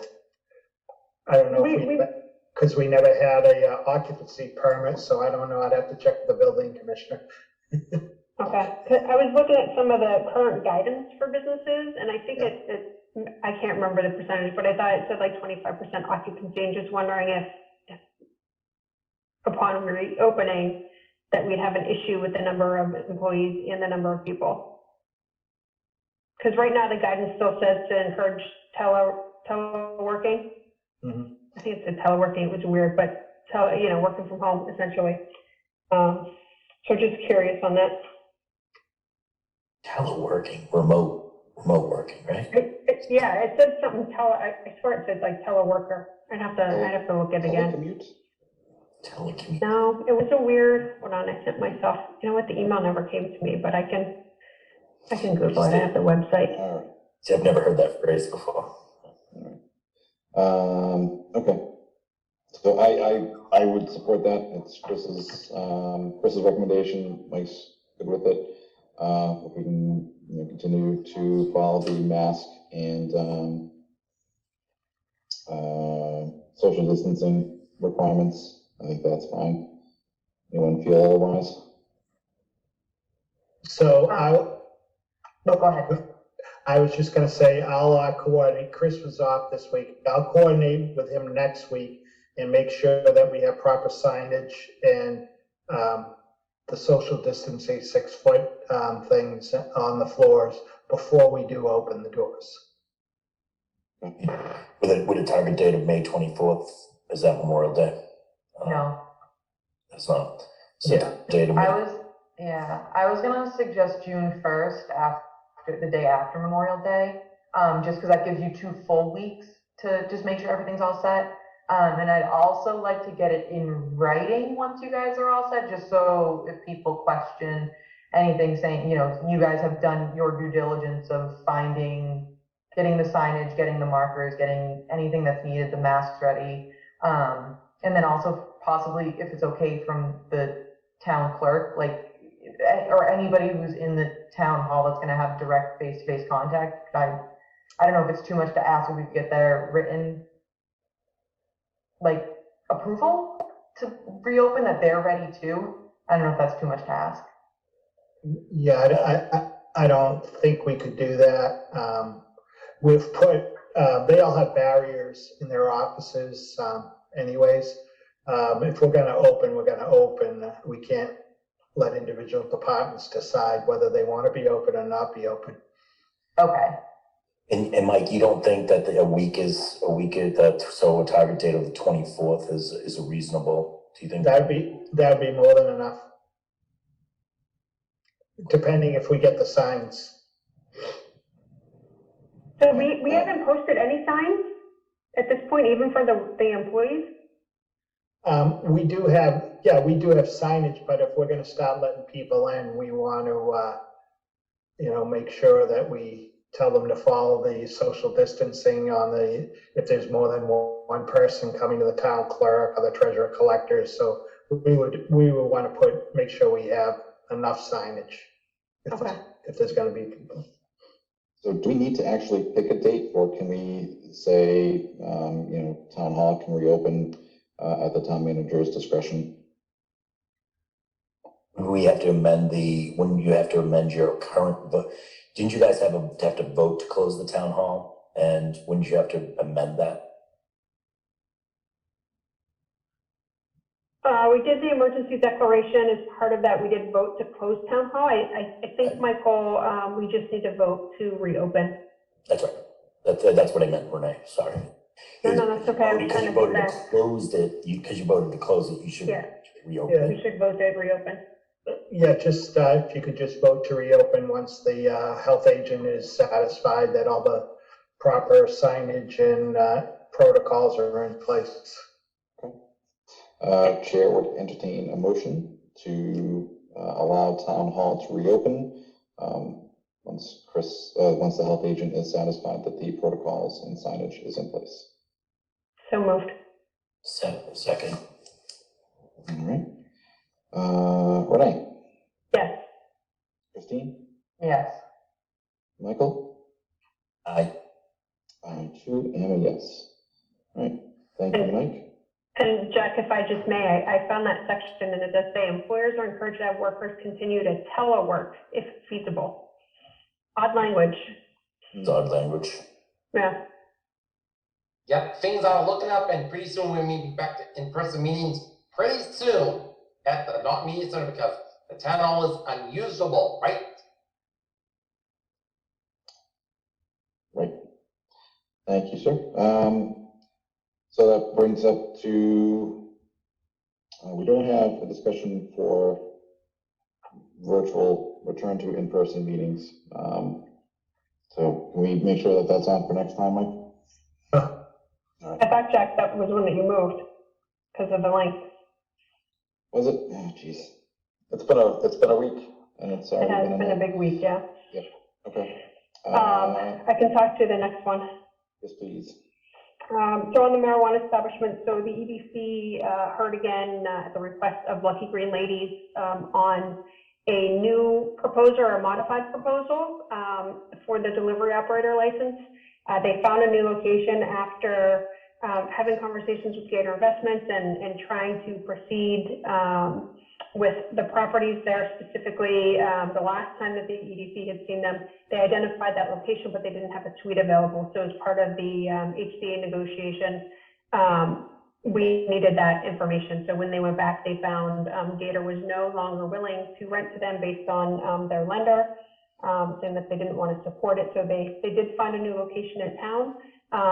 Mike and I are in the process of the HCA negotiation. I anticipate that will take at least a week and a half from now. We're hoping to bring it back to the board before June and then review it. If depending upon the timing, anything that we can get out to the board beforehand, we will certainly send to review before the meeting. So we're prepared to vote at the meeting if we can. So that is one. The solar retail Norton went in front of the planning board, I believe this week. I think it was Tuesday. I wasn't able to attend, but they filed for their site approval and special permit. Mike, correct me if I'm wrong on that. Did that meeting? It was this week, right? Tuesday? It was. Do you have, I didn't get any updates from Paul. I haven't had time to connect with them. Do you have any updates from that? I don't. Okay. The good news is since the bylaw passed on Saturday, they shouldn't have any roadblocks, at least as far as we're concerned. So right now it's with the planning board and hopefully, I know that they saw the information. This was the second time that the applicant was in front of them. The first time was more informational. So hoping for a smooth path on that, but keep you updated as far as the information that we find out. We do have other people who are in the mix. One that's presented to the EDC twice. We haven't reviewed it just based on the timing of materials received, but hopefully you'll hear something in the coming weeks. So is exit 10 still a viable option? Exit 10 is, I had a conversation with them this week. Nothing that I can speak to at this point, but I would expect to see him back within the next 2 weeks as well. Okay. Thank you. Any other questions for Renee on this? All right. Thank you very much, Renee. Moving on to town manager's report. Traffic signalization at North and South Worcester Streets in 123. If you tell me that it's been pushed back again, I might just cry, Mike. So the engineer is submitting the 25% design to the state on June 25th. So hopefully we keep moving with the design. We're paying for the design, even though it's a state highway, so we can move it up in the process on the tip. And we're hoping that it will get on the tip for 2025. Didn't that start out like in 2021 and it just keeps going further back? I don't think it was ever planned before 2025 to be on the tip. So the goal is to get it designed and Sometimes there's money left over from projects, or if a project drops down, they may be able to push this one in ahead of another project. So that's why we're working to get the design approved, so we can hopefully move up. Mr. Chairman, Keith, actually, I asked Keith about this a couple months ago and he followed up. I think some of the engineering slowed with COVID, was his impression. And I know that Keith kind of got it back on track here. So this is good news. So I'm hoping that it moves from 25 to 24. Let's keep our fingers crossed that with this engineering report and there's extra funds that it moves to 24. Am I the only one that remembered it being originally planned for earlier than that, and it was delayed back in like 2019? I thought it was supposed to be like 2023. Yeah. That's what I thought, but I'd have to go back to my notes. Okay. Regardless, good news that it's moving forward. And I know we had asked our state representation to get involved in that as well, to see if there was anything that they could do. It should be a high priority for the state to look at. I spoke to them probably about 2 months ago, a month ago, about this that I'm doing. Asked a resident asked questions about it, and the early engineering report that Mike was speaking about, they can't do anything until that's submitted to the state. Once that's submitted to the state, then that kind of they pick and choose which projects if there are extra money. So hopefully that will get that done. All right, Mike, do we know the approximate duration for that project once it starts? I don't. 10 years. No, teasing. Well, I've heard that the 495 project is a 5-year one, which I don't grasp how that could possibly be 5 years, but Amazing.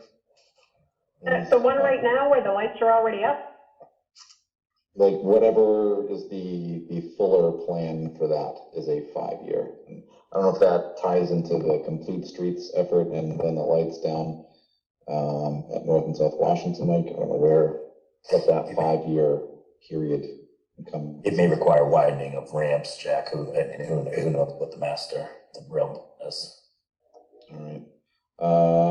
I know it's not on there, but Mike, do you have an approximate date when those lights at 495 go live? I know they're flashing, so within 30 days of when they could come on. Yeah, I'm not sure. I know they've got some more work to do up there, but they do expect to be paving shortly up there. They'll be doing the striping and the signage. And so I don't think it'll be that long before those lights are on. All right. They said once the paving is done there and the striping, then the electrician can return to finish the traffic signals at the ramp and make them active. So it shouldn't be that long. This was like a comedy skit where you don't know what he's saying and no one goes up. Oh. They're saying early June. Okay. To be finished? Yes. Mike, as part of that project, is that the sidewalks going in now too? Or is that the separate East Main Street project? They're just doing the state portion right now. Okay. And then from there down, they'll be putting sidewalks wherever they are up there. And then from there down, we'll be putting sidewalk in. And they're getting ready to start work on the North and South Washington Street signalization now. Excellent. Yeah, that's an interesting, sorry, Jeff. Oh, go ahead. I was just going to say that's an interesting look, that intersection and the houses and the new rock wall that just went up. And yeah, they pushed it. Yeah. Yeah, that's a pretty big section. Yeah, they lost a lot there. So they could get the proper, before you'd pull out of North Washington and take a right, and there was like the telephone pole right here. Right. And no turning radius at all. And so now they put in the proper turning radius, so they took a lot from that property. I wonder if that's why the bear is around. Gotta be. It's around, jeez. Is there a bear totem in the wall? He By was the way, seen refer again to him by tonight. his proper name, Da Bear. The bear was Okay. seen again tonight, so. And where's the spotting this time? I don't know if he told me where it was. It's like 134 East Main or something like that. It was He's close moving by. downtown. Yeah. He's heard there might be a vacant building soon, right next to the fire station. He heard, was it Fork and Bib's gonna be on the common tomorrow, so he wanted to get there early. Ready for the spot. Just don't lean it against that fence. That's crazy. Put those bird, okay. put those bird feeders away. Until the bear's gone. And all this So time I've cute. been blaming the squirrels. So just continuing on, the Route 123, project. Next week, the electrical subcontractor is expected to begin the traffic signal work on, the North and South Washington Street intersection. And, once they finish the work, up at, the state highway, then they'll be coming back to the town side to, restart the drainage and water service connections on, Main Street.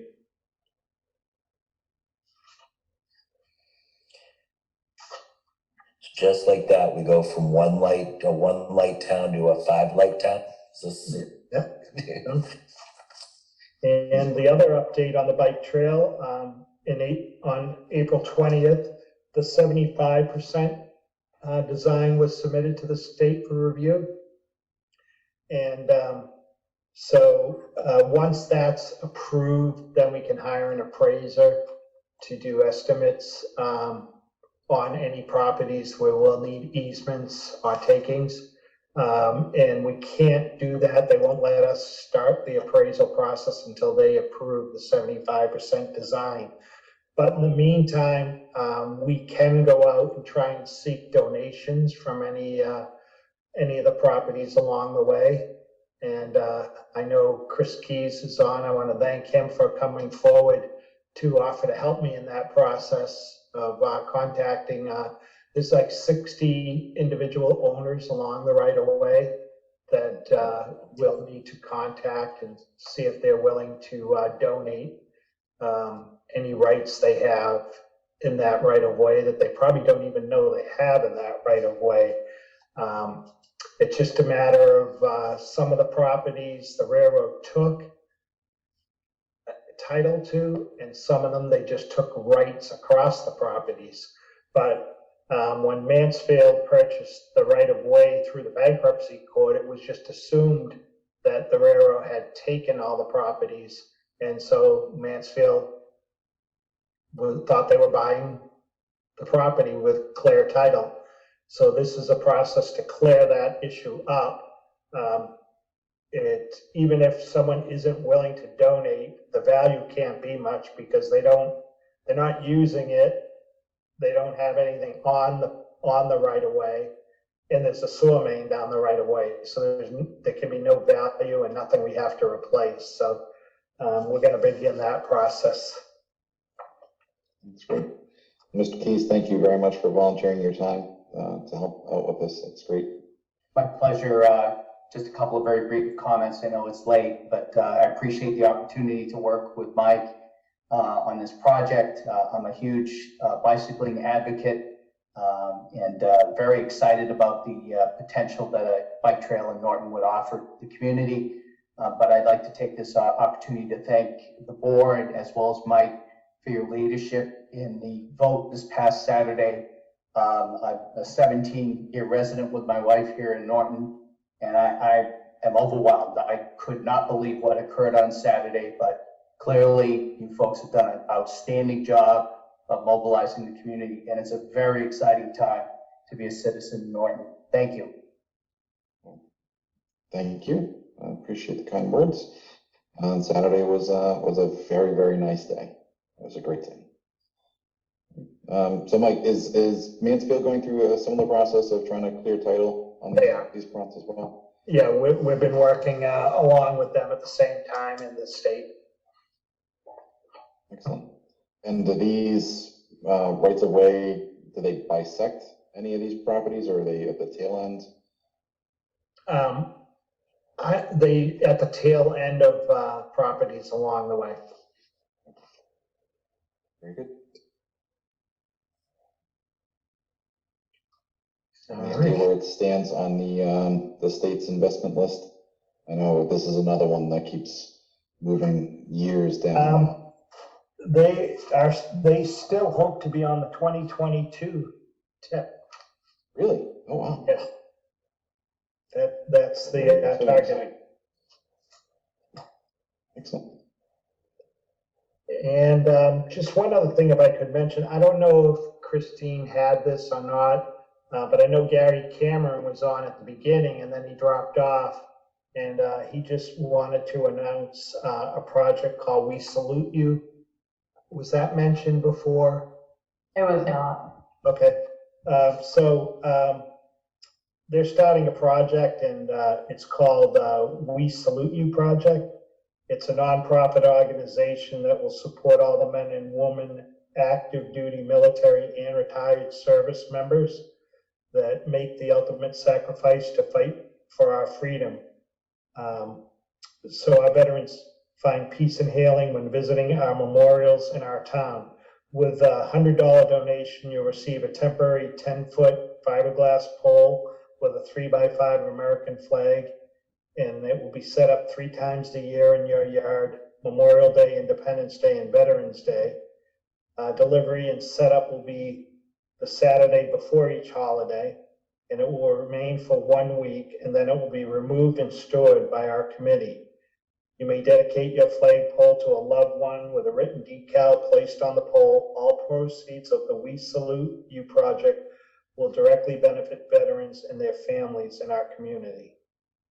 And I'd just like to announce that program for them.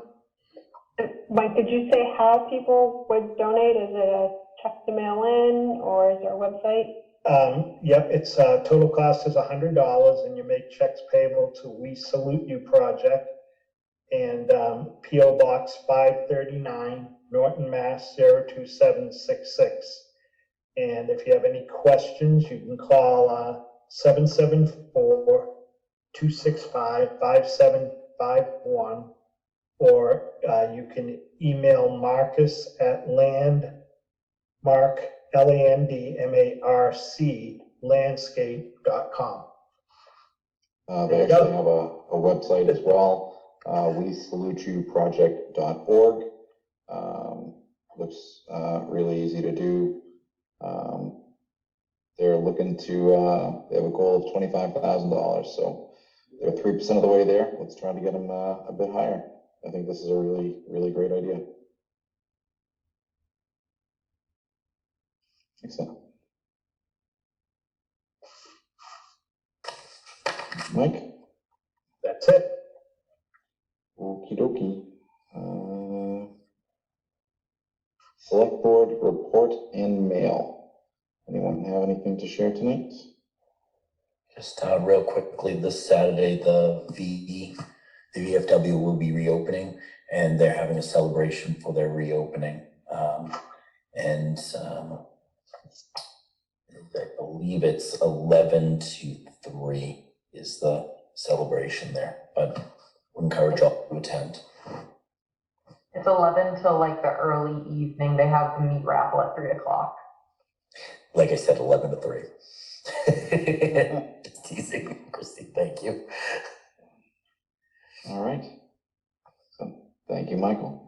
Anything else? All right. Seeing nothing. Back over here. We get into warrants and minutes. So I have approved payroll warrant PR 21-23 for the week ended May 1, 2021. Warrant dated May 6, 2021 in the amount of $1,426,498.17, as well as invoice warrant AP 21-45 dated May 6, 2021 in the amount of $102,973.67, and invoice warrant AP 21-46 dated May 13, 2021, in the amount of $1,445,755.87. We also have a series of minutes to approve. I will be the first to admit I have not gone through our many April minutes yet. I don't know if anyone else has and feels comfortable moving them. If we could just punt those until next meeting and get back to the TIF. Before we do that, is there any other business to come before the board tonight? At this point, we'll have some reading time of the TIF and before moving to a vote on it. Try to keep that brisk as well. Yeah, Jack, my only question is why our next meeting is listed as May 20th? That was, I'm trying, what is today? Today is Today's the 13th. 13th, yep. Yeah, that, it should be the 27th. All right, good clarification, Renee, thank you. All right, so seeing no other business, let's take, maybe take 5 to read the TIF, and then we'll come back, call it about, go 10:40, and if everyone's back early, we can chat, okay? All right, I'll share a little screen there.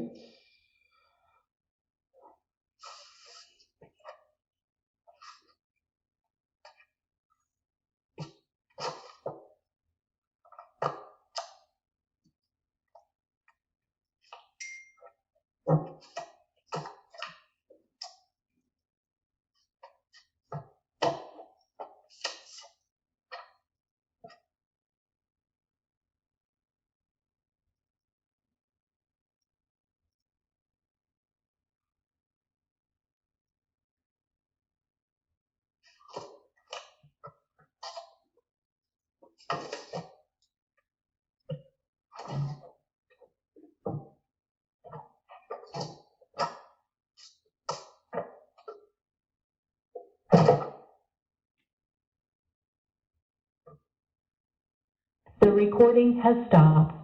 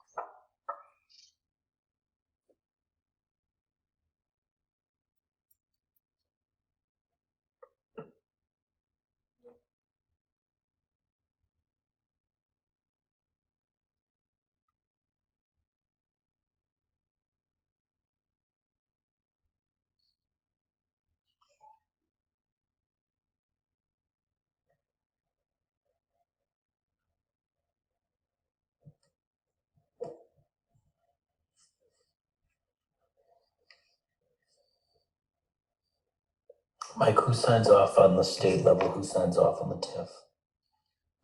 This goes to the Economic Advisory Council. Okay. And the TIF itself was reviewed by Mass Office of Business Development. They were helpful in making any changes needed in the wording.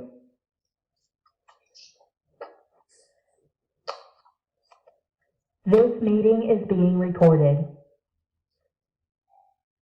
Sorry, Jack, I shouldn't have asked that question until it was meeting. Do you want to restate the question? I didn't even think of that, but that's a good point. Mike, who signs off on the TIF on the state level? The Economic Advisory Council signs off. And I was saying, I don't know if Jack was on then, that the Mass Office of Business Development was good in reviewing the TIF for us and making any edits that needed to be done.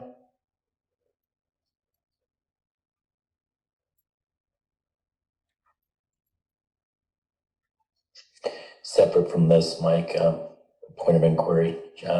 Has Paul or you spoken to anyone at Pitney Bowes or Wayfair yet? Have you guys met the individuals down there yet? I haven't. I don't know if Paul has. It was nice to see that new logo on the building driving by the other day. Yeah. I'm not sure if they've even moved in yet, but I know it was.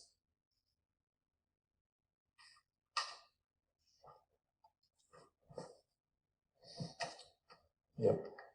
So who are we going to blame for the late meeting tonight? So Meg is not here, so she definitely is out of the running.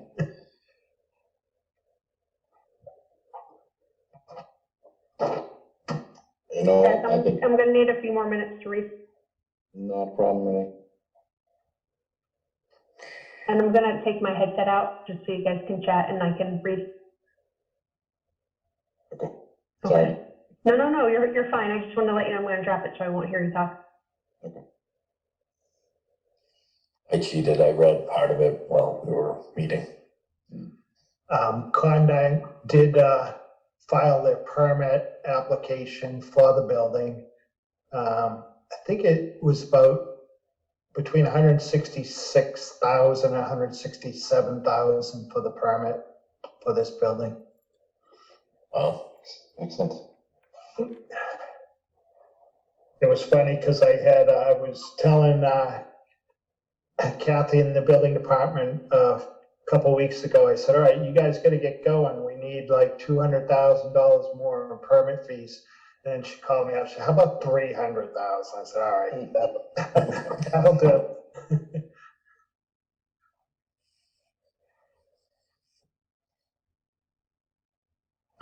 Has anyone inquired about the Campanelli property over on TPC Drive? No, they haven't. The covenants are a pain in the butt. It has to meet a certain design requirements. Well, they sold the property to a golf, like a golf charitable organization. Really? Yeah, and so my question is, what good is it for the charitable organization to own vacant land? I would think if they bought the land, they'd want to sell it to make money for the charitable organization, so. And did they remove the deed clause? That's good. I don't know. That's a good question. I have to look at the deed. Because if in the sale, if they remove the deed clause, that opens up that property. That's good news. That was the strangest deed ever, that it shall be first-class office space similar to Crown Colony.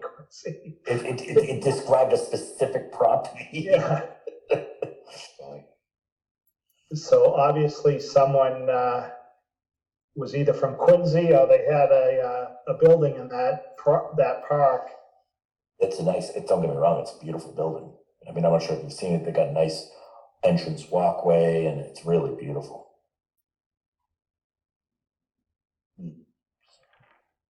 I didn't know it sold though. That's good news. Well, it's not good news if the charity's just gonna sit on it. Right. Mike, any feedback on how the opening for the kayak site went? You know, we were slightly concerned about accessibility on the site. I think the state was able to move the cut down tree and. Yeah, I didn't hear anything from Dave, and I know that portions of the tree are still there because Keith called the state the other day to ask him when they're gonna come and get that out of there. So, and the guy acted like he said he thought it was already gone. So Keith's like, no, it's still there. Get the tree company back.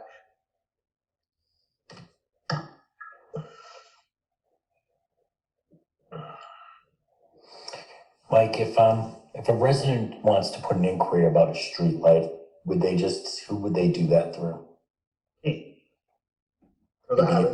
Through the highway department. Keith, okay. Yeah. What does Keith do to analyze it? Does he just? We would just look at where it is, and then he'd have the public safety officer go out and look at the area and make a recommendation. Someone was asking me on the corner of Cobb Street and North Washington. Doesn't National Grid allow the ability to purchase your own street light? I know I've talked to at least one resident who pays for the light outside of his home. They do. I know down the Cape, we purchased the street light in front of our house. I wish my father never did that. I curse him every night I'm trying to sleep and that thing's shining in my window. You can't get it. When you ask for it, you can't get it. Well, when they switched it to the LEDs, it's so much brighter. Okay. So so how would that work, the interplay between Keith and our public safety officer and National Grid? So, well, I'll check with National Grid because you raise a good issue, because now we own the street lights, but I would think they may still be in the business. If someone wants to pay them to put one up, they'll do it. Okay. Well, how does that work? Right? Aren't we? But we're responsible for the maintenance of it? No, not if it's a national. We'd know if it was we have to put labels on all our lights. Okay. On the poles that they're on, so if a light goes out, they know it's a town light. But there are where the Conway Rail Estate is on 123. they've got a floodlight out there on the pole that they must be paying National Grid for. Those Conways are always causing trouble. They are. We're a rowdy bunch. Talking about streetlights on Zoom at 10:45 on a Thursday. Wild.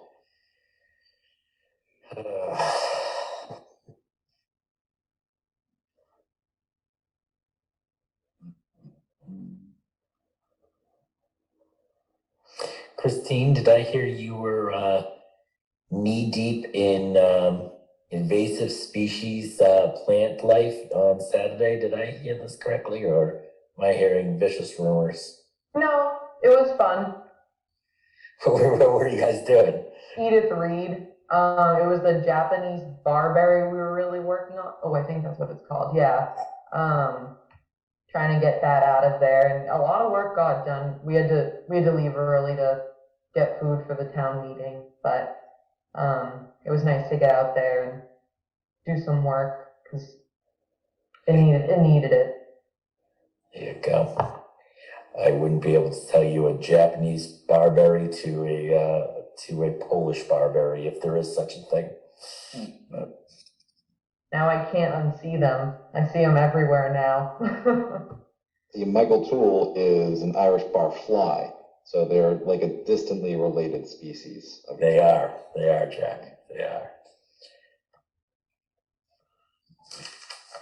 I had someone out looking at trees the other day, and they're just like pointing around my backyard, which to me, I'm like, okay, I recognize that's like a maple tree or an oak tree. But he was like, oh, that is a sassafras, and he could have been making up words now that I'm thinking about it, but he said it with such conviction that I believe that each and every tree in my backyard now is its own special snowflake. 90% of life, it's confidence, Jack. It is. So true, by the way. I just said it with a lot of confidence. Like, yeah, that sounds about right. Years ago where, where CFS is down on East Main? Yeah. Well, Units Engineering, we did the plans for that.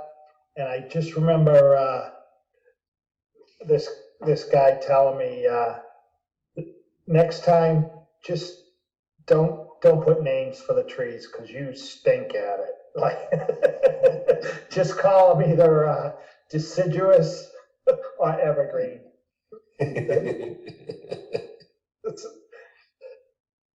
You guys designed, that's a nice looking building. That was a good design. Thanks. Jack, come back. Renee, you've missed so much. I don't Have know. I? You have. And I wouldn't be able to do it justice, so we'll just move on.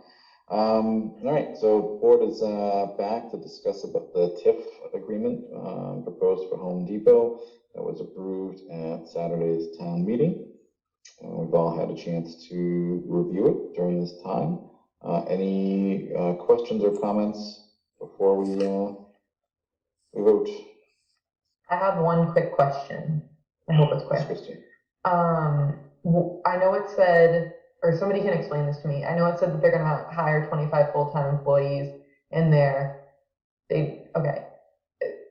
With like equal employment opportunities. I know we would like them to be town residents. Does that like overlap with the equal opportunity employer, like things like that, or like any of the laws where you can't just hire someone because they live in the town? Right. So if you see in there, it says, they'll do the best they can. You can't require them to hire only Norton residents by law, but we just encourage them to do. And obviously, it's better for them to hire local people. It's easier, but we can't make that a requirement. Okay, just want to make sure we're not doing anything bad. Yeah, thanks. As it says, to the extent consistent with its existing nationwide procurement policies for that, and also consistent with its nationwide hiring policies and subject to applicable law and assuming equal qualifications. Provide reasonable priority to residents of the town.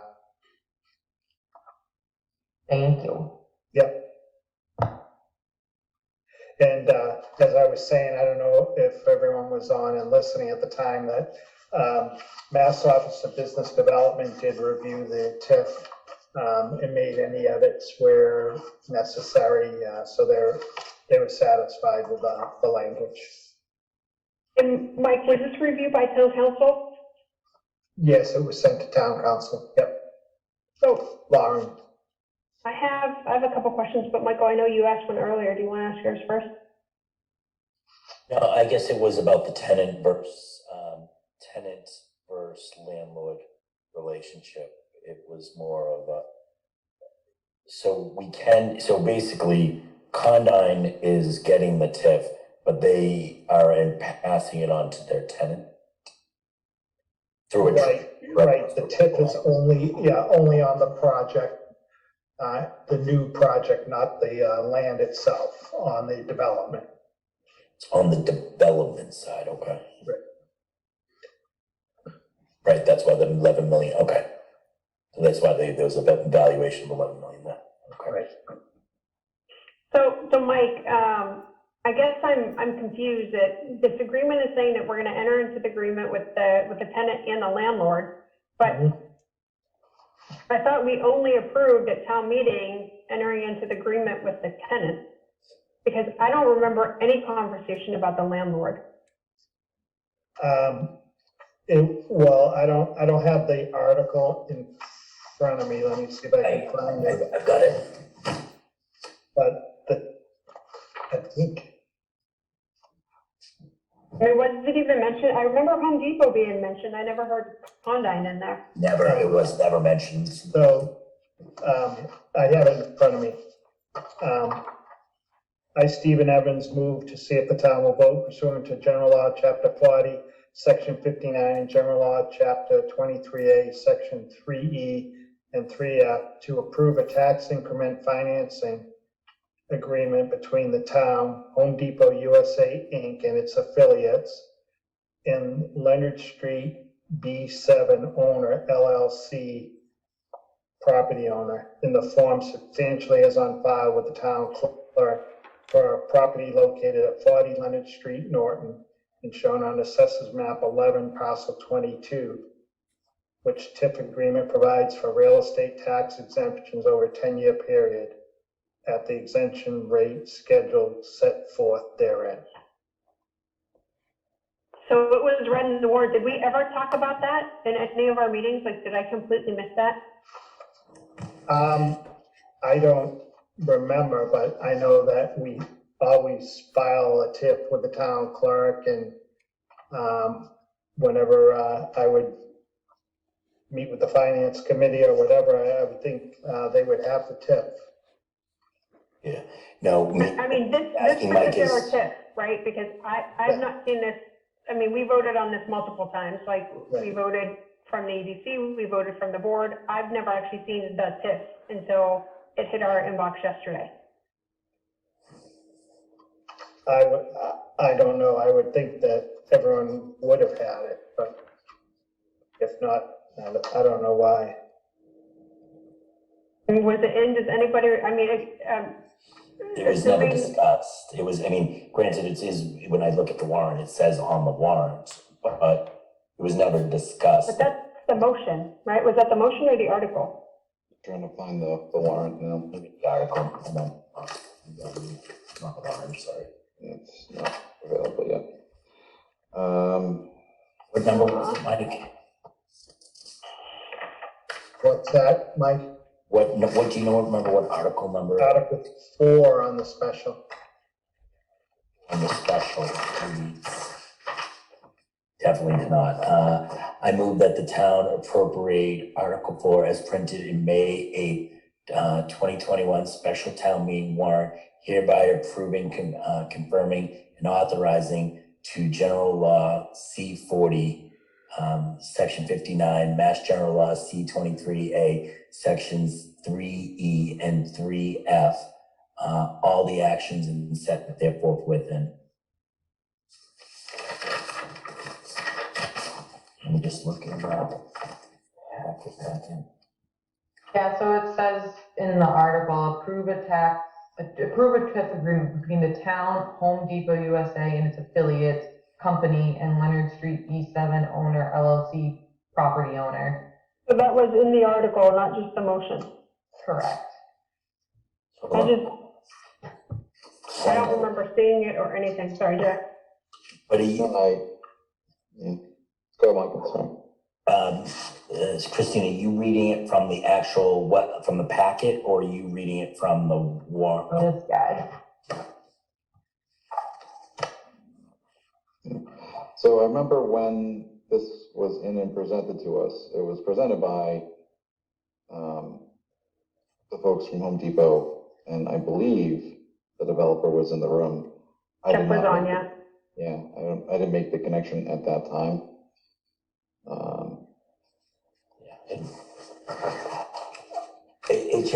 For me, it brings up an interesting discussion, because it says Leonard Street B7 owner LLC. It's an interesting argument, right? Because it does open my eyes up for other properties, right? I mean, we've been talking about Roach Brothers, and that's what they've been asking for forever. It's an interesting, I didn't know it could go through a landlord. The TIF was based on the new development property value, not the land. Right, so it's based on new development. You can't just like, if someone wanted to go into Roach Brothers and they weren't making any improvements on the building to increase the value of the building, you can't give them a TIF just because they're renting there. It's something to do. Town could vote for it, right, Mike? What's that? Town could vote for it, couldn't they? I don't think the Economic Advisory Council would not approve any TIF where there isn't an increase in the valuation of the property. Mike, so this Leonard Street B7 owner, it sounds to me like it was created for this particular parcel. Is that Condyne or is that owned by somebody else? That would be Condyne. I wouldn't rush to the answer and say that. I mean, maybe it's another corp. Or a corp, an entity of them. And they may have other investors, Renee, I'm guessing. Yeah. So moving on, I noticed the day's not listed in the first paragraph for the agreement, the day. It's left blank. It's left blank. It says made this day of, and there's an underline. I think somebody may have just overlooked putting in the day of the week. Well, that's because you haven't approved it yet. Okay, so that'll be filled in later? That'll be filled in, that'll say today's date, once it's approved.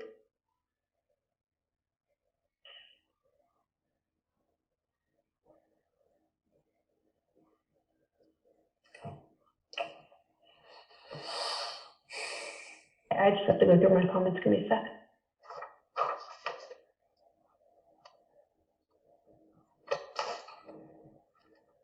Now, why does in some areas it says agreement with a tenant, and then some areas it says agreement with a tenant and landlord? Shouldn't that be consistent? Because it says that, so I'm looking at page 2. Well, let me find. 1, 2, 3, 4. So the 5th paragraph says that based on the annual town meeting, the town's been authorized to enter into this agreement with the tenant, right? But doesn't mention the landlord. And then we skip 2 down and it says we enter into the agreement with the tenant and the landlord. Where? 2 paragraphs down. So it's item number 1, that then it says with the tenant and landlord. Like why isn't it consistent to say tenant and landlord throughout the? I don't know, I'm not the attorney, so. Yeah, that's why I asked the town council. That's the way the attorneys did it. you know, the attorneys all reviewed it for the, I mean, you've got Ernst and Young, obviously high-priced attorneys that they have, and our attorney, so. So, and this has also been reviewed by the EAC as Right. well as the Mass Office of Business Development, right? So I would assume that they understand the nuances of some of this stuff. And just doing a quick search on the name of the company, it appears that each building in that complex has its own LLC. Leonard Street B7 owner, Leonard Street B5 owner, and so on and so forth.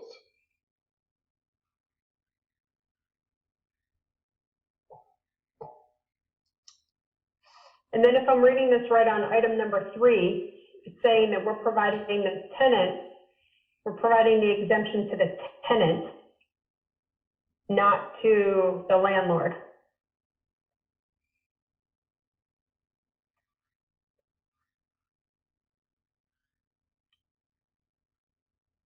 Is that correct? Same page?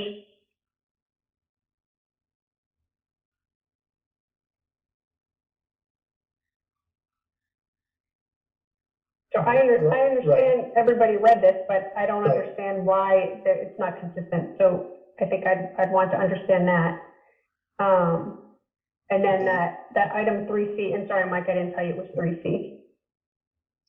Because the tenant is the one that will be paying the taxes. This is triple net.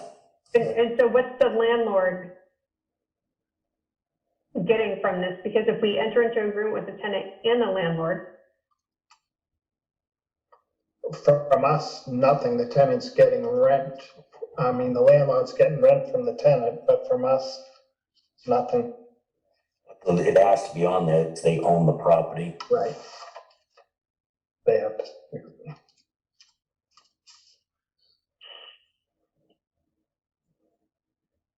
And ultimately, the landlord is responsible for the taxes.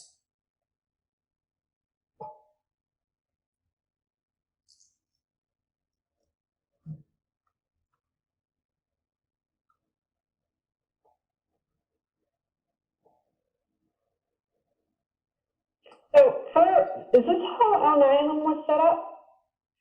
They had tenant and landlord? I don't know. I'd have to look and see. I don't know whether they bought the property or not. I don't have that with me. Elm Island owns that property, don't they? They could. I'm almost positive they own that property, right? Let me just try to hold on a minute. I think I can see.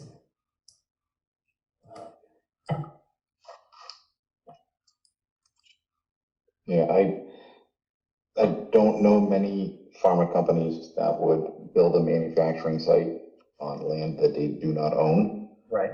Just given the size of the investment in that. So unique. It's unique, and then you become, you know, I don't know many developers that would pony up that kind of money up front for that. And two,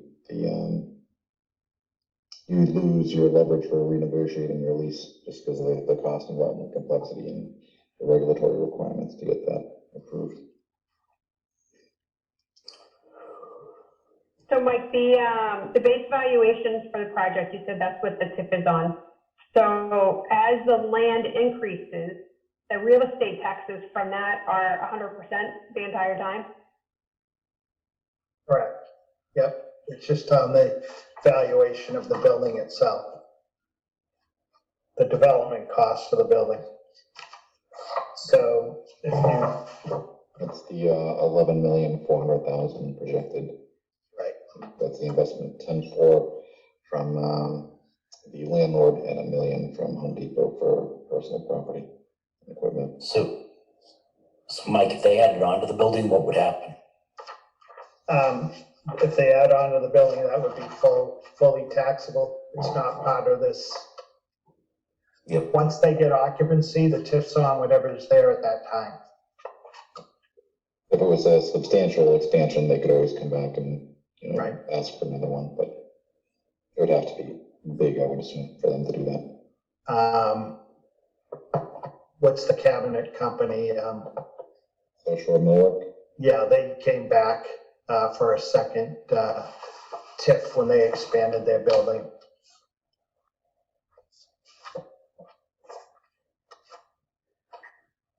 So I guess why did we talk about the total project being 11 million, but the agreed base valuation is 1.1 million? The 11 million is the investment in that site and that, that building and the materials within. I think that's just there to show the size of the investment that's being made. So, and then this personal property tax also that we'll be receiving. Isn't that listed in that 1.1, that base valuation? Because I thought from above they included that. No, the base valuation would just be the current assessed value of the land. And then the investment of 10.4.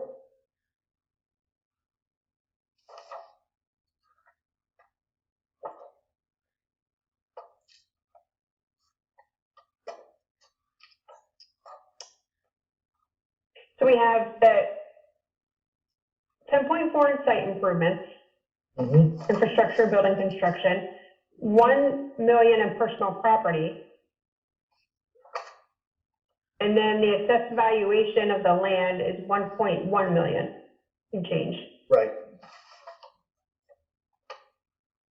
And so the personal property, the project costs, the improvements, infrastructure, buildings, those really have nothing to do with the TIF. They're just in there. I think they are there to show the investment that the company is Right, right. But I mean, and then that increases the value of that property, which is what the incremental tax is based off of. So again, the the value now TIF is isn't applied to those. It's just there to show total cost. Total investment by them, Okay. yeah. So I think perhaps a different way to say it is that whatever the final valuation of the building is when it gets its certificate of occupancy, you subtract the base value of that 1.1 million, and that would become the incremental tax that is applicable under this agreement. Correct. And obviously, it's an estimate. The value of the building could be more also. So this is, and in these, when they calculate that spreadsheet, you see it's a flat tax rate all the way down. The tax rate can fluctuate. So it's just, nothing can be exact when they calculate over the 10 years.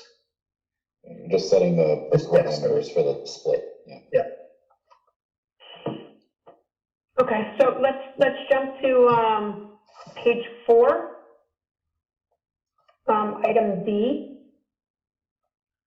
So Mike, what is meant by in the last line? It says in connection with the operation of the land. So is operation once they actually commence operations? Where are you on this? Item D on page 4. Item D? Yes, item D is in David, the third one there. It says to consider to the extent consistent with its existing nationwide procurement policies, reasonable opportunities to hire qualified local include town and the EPA encompassing southern Massachusetts, contractors, vendors, suppliers in connection with the operation of the land parcel.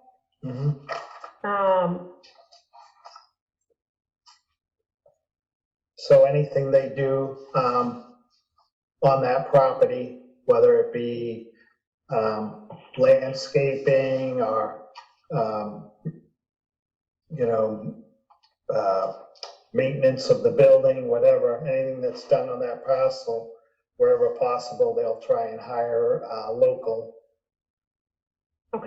to do that type of work. Why don't we have the same language in connection with the building? of the actual project. Like, why are we just saying with the operation of it and not actually getting that thing up? And if there's language somewhere else that mentions that, somebody let me know, but I didn't see it. Because I would think that we would want to include that consideration for not only, you know, when the building is operational, but also the construction of that building. I don't know if the limitations that the area would put on your selection of build partners would be acceptable. I just don't know who operates within that geographic area. But it would eliminate anybody that's based in the Boston area, I would assume. Especially Home Depot, they probably have a relationship with a design, probably a national construction firm. Yeah, but Condyne's building it for them. So, I mean, I'm not saying, Jack, that they wouldn't, right? It's to consider those who are within the town or within that economic area.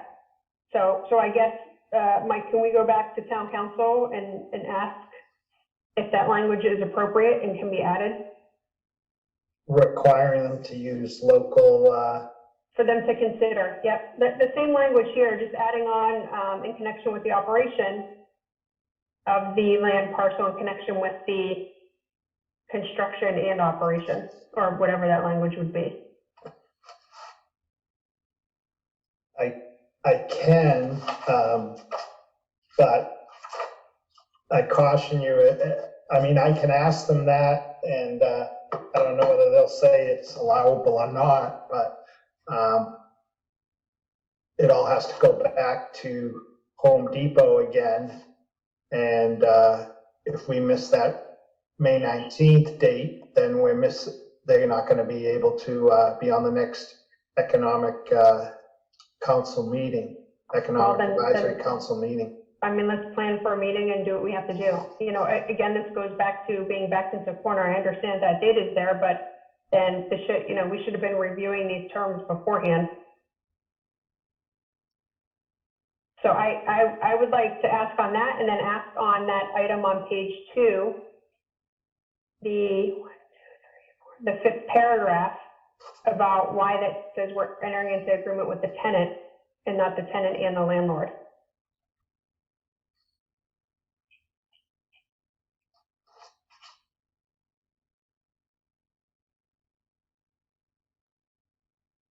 Okay. I appreciate the caution, but I think that we should be able to get it done if it's that critical. And then there's under item 7, where they talk about the full-time jobs, like the annual reports listing the following. The language that was used under item 1, the first one, it says permanent, regular, full-time jobs created, and number of people hired from within the EPA. Can we add the town and EPA so that we see the difference of those who are hired from the town? And I know this goes to the Massachusetts Office of Business Development, but it would be good for us to have insight into that as well. When they file with the Mass Office of Business Development, we always get the reports also from them. Okay. So can we add in just the language within the town and EPA to be consistent, and then make sure we have the breakdown from the town?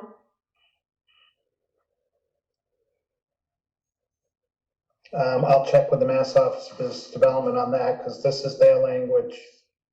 Okay. I can send these to you too if I can figure out how to erase my other comments that we've already talked about. Okay. I just can't seem to find the highlight or erase button. Oh, here we go. I got it.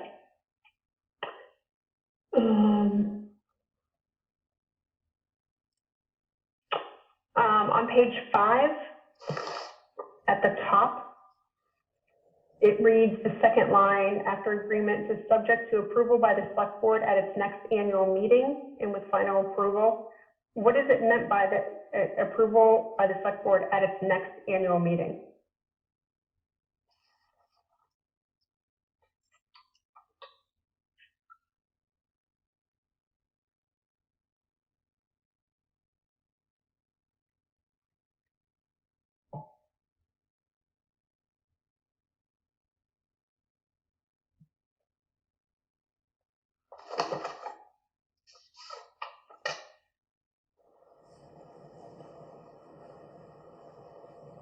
suspect that's a mashup of us and town meeting. Yeah. Because it's for amendments to this, so we need to go through both. Back on again after doing my late night newscast. So, So if this requires both, then If, we just need to have that clarified. if what that's saying is, if there's a default and then that we use good faith efforts to negotiate an amendment to the agreement, and that amendment would have to be agreed to by the select board and also the annual town meeting, and with final approval by the EA. So any amendments to this would have to be approved by the town meeting again and the EACC. You just get that corrected, Mike. That was just as to Jack's point, that was a mixed mash of town meeting and our meeting at the select board and in the annual town meeting. Or should just read town meeting, or are we gonna wait for the actual spring annual town meeting? Right, just say town meeting. Okay, so I marked that one. And then I didn't have anything else, just wanted to note that, and I don't know if it's always been in there, but it did stand out to me under item 13, where they talk about unavoidable delay, and I saw that pandemics and viruses are within the things that could happen beyond reasonable control.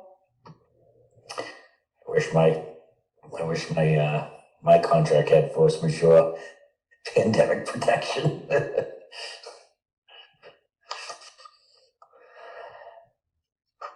Okay, so Mike, I'll send you these comments. Okay. I do have it, unfortunately, it's in the entire agenda packet, so I'll just list the pages for you. All right, let's just talk real briefly. So Mike, you're gonna get the Renee's concerns addressed. Right, and What's timing you think on that? How quickly could we get that done? when do you want to meet? Should it be Monday or Tuesday? Meet Tuesday? Gonna have to be. Yeah. I will not be there this Tuesday. Be there, as long as we have a quorum to go through. Be there, this is the only item. And this then needs to go to Home Depot and Leonard Street P7 owner LLC for signature as well after we sign. Yeah. All those can be processed through HelloSign, right, Mike? Yes. Okay. All at the same time? Home Depot won't sign before? They can, as long as, everything is okay with you, they'll sign. They just don't want to have to sign and then change it again. But I'll get those things answered, get it to you in advance and get it to them. All right, because Tuesday's the 18th. Yeah. And it has to be back to the state by the 19th? 19th. Someone better know someone legal at Home Depot. I'm sure they're on standby, especially if they didn't want to sign in the event that we were going to make changes. All right, we say, what, 6:30? Yeah, let's say, it gets out of work. Suckers. I'll be taking it from the road, Jack, but yeah, I'll be there. I'm fine with whatever works for you guys. I'll make it work. Why don't we say 7? One item, Mike. Un momento. All right. Record that, Jen. Mike, you'll get this posted for Tuesday? Yep. I'm almost to make a motion to adjourn. I'll do it. I'll entertain a motion to adjourn. Motion to adjourn. So move. Oh, I mean second. All right,